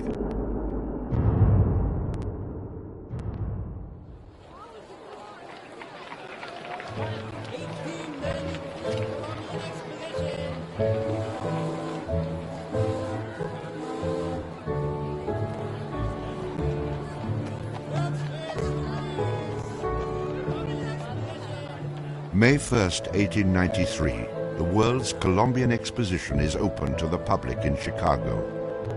Spanning 600 acres, sprawled out along beautiful Lake Michigan, the magnificent fair is a monumental sight to behold. Over 20 million people from around the world would attend the dazzling World's Fair between May 1st and October 30th, 1893.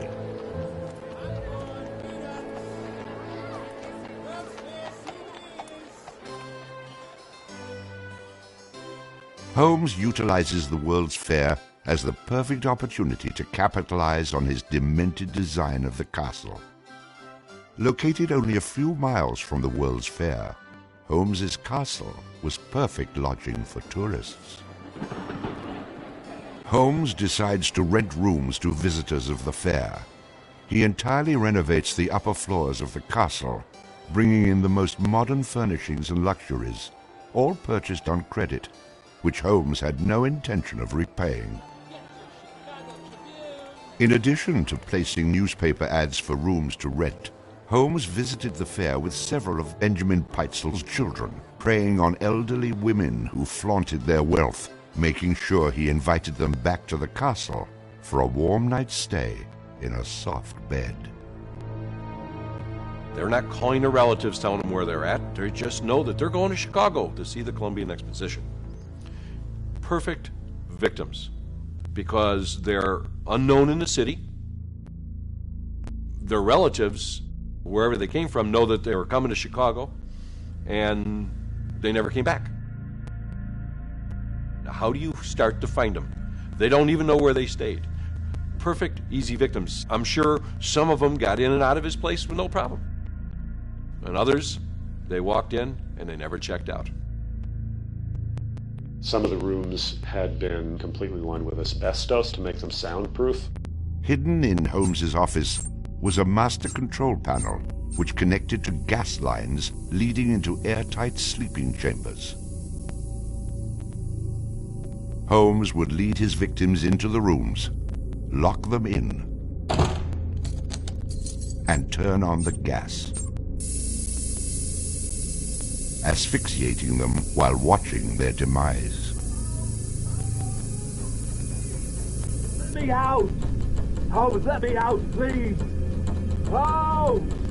Holmes! Holmes, please! Holmes! At the height of the World's Fair, Holmes masterfully juggles his castle businesses, renting rooms, dodging creditors, selling skeletons, and attending to the needs of the many women in his life.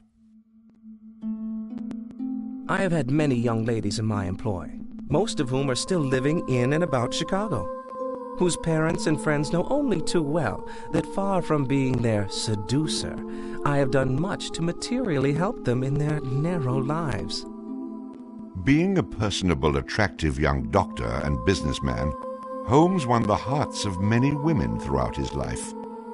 At one point, Holmes managed to secretly have 3 wives, each never knowing of the others.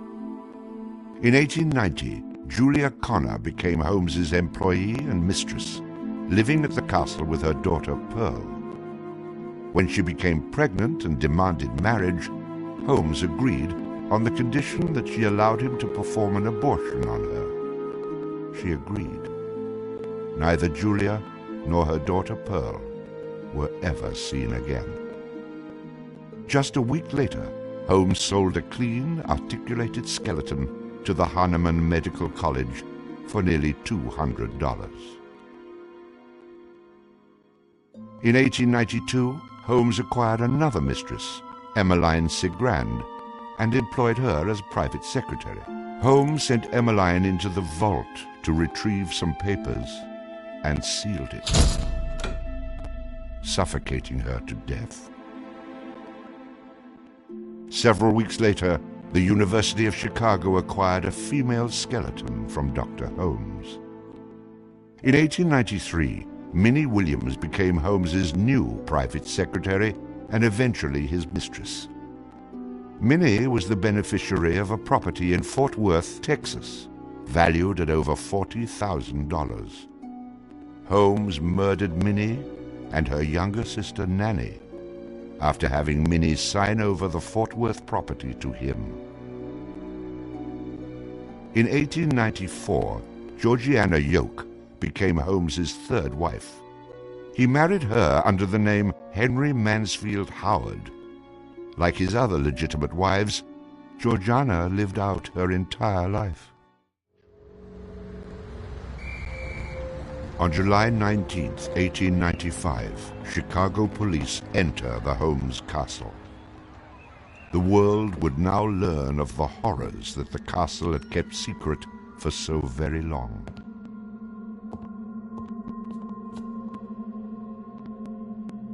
As disoriented detectives and police searched the upper floors of the castle, the true depths of Holmes's evil were waiting in the basement.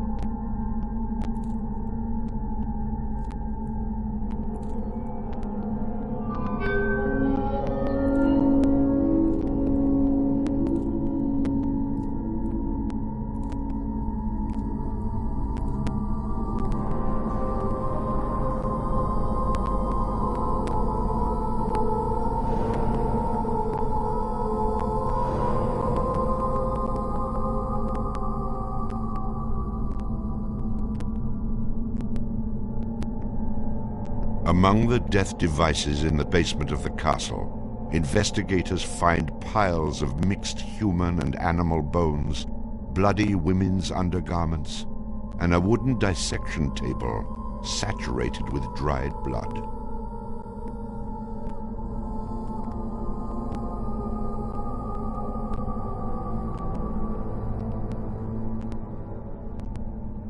Chicago police were inundated with names of people reported missing from the World's Fair. 50 missing people were eventually traced to the Castle of Horrors. The evidence, blood and bones found in the basement posed a problem for 19th century criminal investigative techniques. It was very difficult to go and identify even the bones as being human in origin, because with the very small fragments you didn't have enough of the identifying characteristics to be able to make that ID.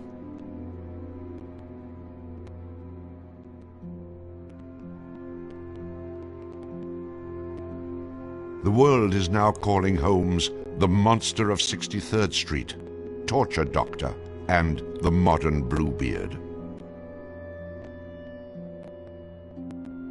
Overnight, Holmes transforms from arch-swindler to arch-fiend. A Chicago journalist calls Holmes a multi-murderer. The Holmes case generated this incredible amount of national attention and really international attention. Really in his own time and in America, Holmes was much more notorious and more widely known than Jack the Ripper, who was a contemporary of his. Then as now, people were very, very fascinated to sort of visit the sites of these terrible crimes, and his castle became a kind of tourist site. And there were various people who were wanted to take it over and turn it into a kind of murder museum. And then, just before some impresario was about to make it again into this tourist attraction, it burnt down. Somebody burnt it down. I mean, it could have been, who knows, some outraged citizen who didn't want this to become some very morbid tourist attraction.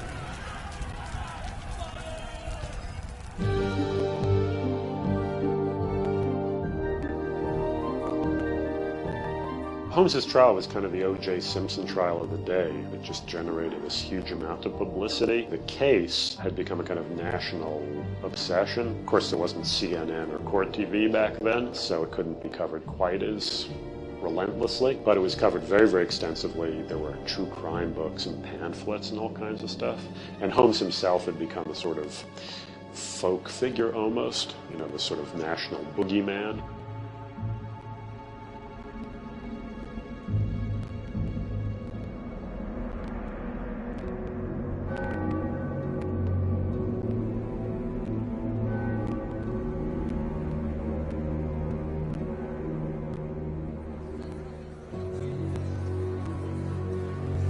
The courtroom fills for the final verdict to be read.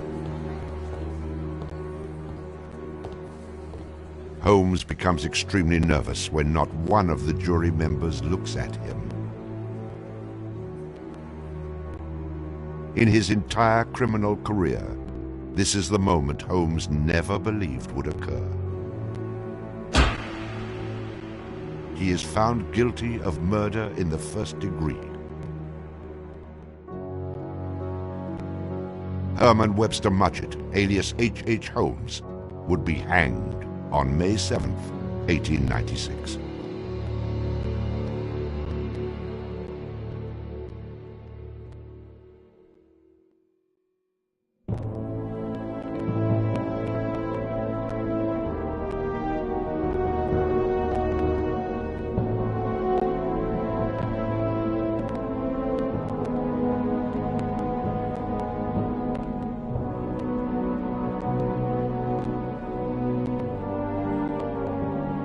While Holmes was in jail, awaiting the execution of the sentence, he was made an offer by William Randolph Hearst, supposedly for a significant amount of money, to provide his confessions. Holmes, who had already issued about a half a dozen completely self-contradictory versions of his crimes, clearly at this point felt he had nothing to lose. He was going to die anyway. In this confession, he did a complete about-face and portrayed himself as the worst monster who ever lived. He just basically confessed to every crime anybody had ever suspected him of and threw in a few more for good measure. He's reliving the fantasies after the fact now. He's reliving the fantasies of things that he did. She was very willing to do this and prepared to leave the vault upon completing the letter, only to learn that the door would never again be opened until she had ceased to suffer the tortures of a slow and lingering death. The partial excavation in the walls of this room found by the police was caused by Latimer's endeavoring to escape by tearing away the solid brick and mortar with his unaided fingers. I closed the door and turned on both the oil and steam to their full extent. In a short time, not even the bones of my victim remained. It was the footprint of Nanny Williams that was found upon the painted surface of the vault door, made during her violent struggles before death. Only one difficulty presented itself.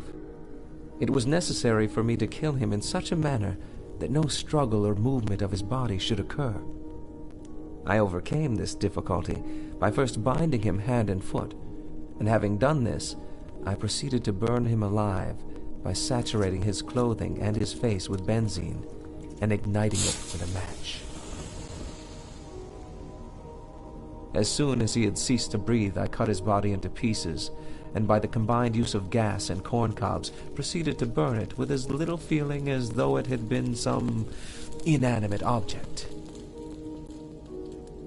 I immediately took them to the Vincent Street house, and compelled them to get within the large trunk, through the cover of which I had made a small opening, and ended their lives by connecting the gas with the trunk. Then came the opening of the trunk, and the viewing of their little blackened and distorted faces.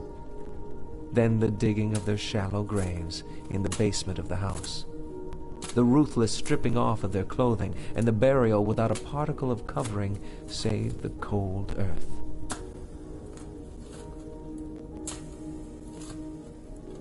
I am convinced that since my imprisonment, I have changed woefully and gruesomely from what I was formerly in feature and figure. My features are assuming a pronounced satanical cast. My head and face are gradually assuming an elongated shape. I believe fully that I am growing to resemble the devil.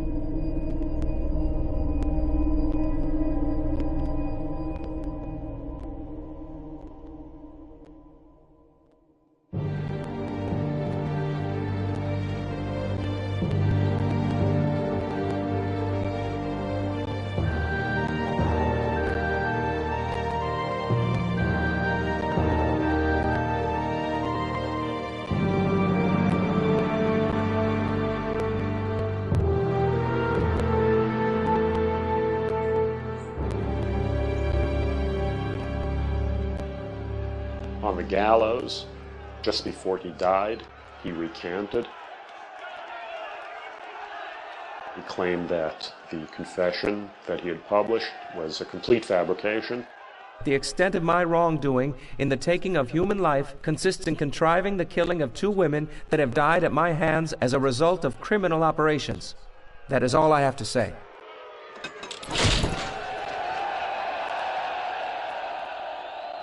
H. Holmes is hanged on Thursday, May 7th, 1896, just 9 days before his 35th birthday.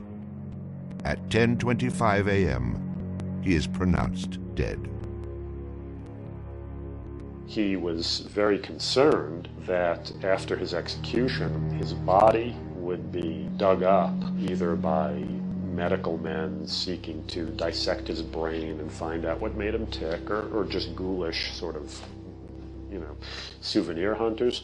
And he requested that he be buried within a big slab of concrete, which he actually was. One of the things about Holmes is that nobody knows for sure how many people he actually killed. Although in my researches, which were pretty, I feel, thorough and extensive, it seemed very clear to me that he murdered at least 9 people. There have been stories that he killed 50, 100, countless people, particularly in Chicago at the height of the World's Fair.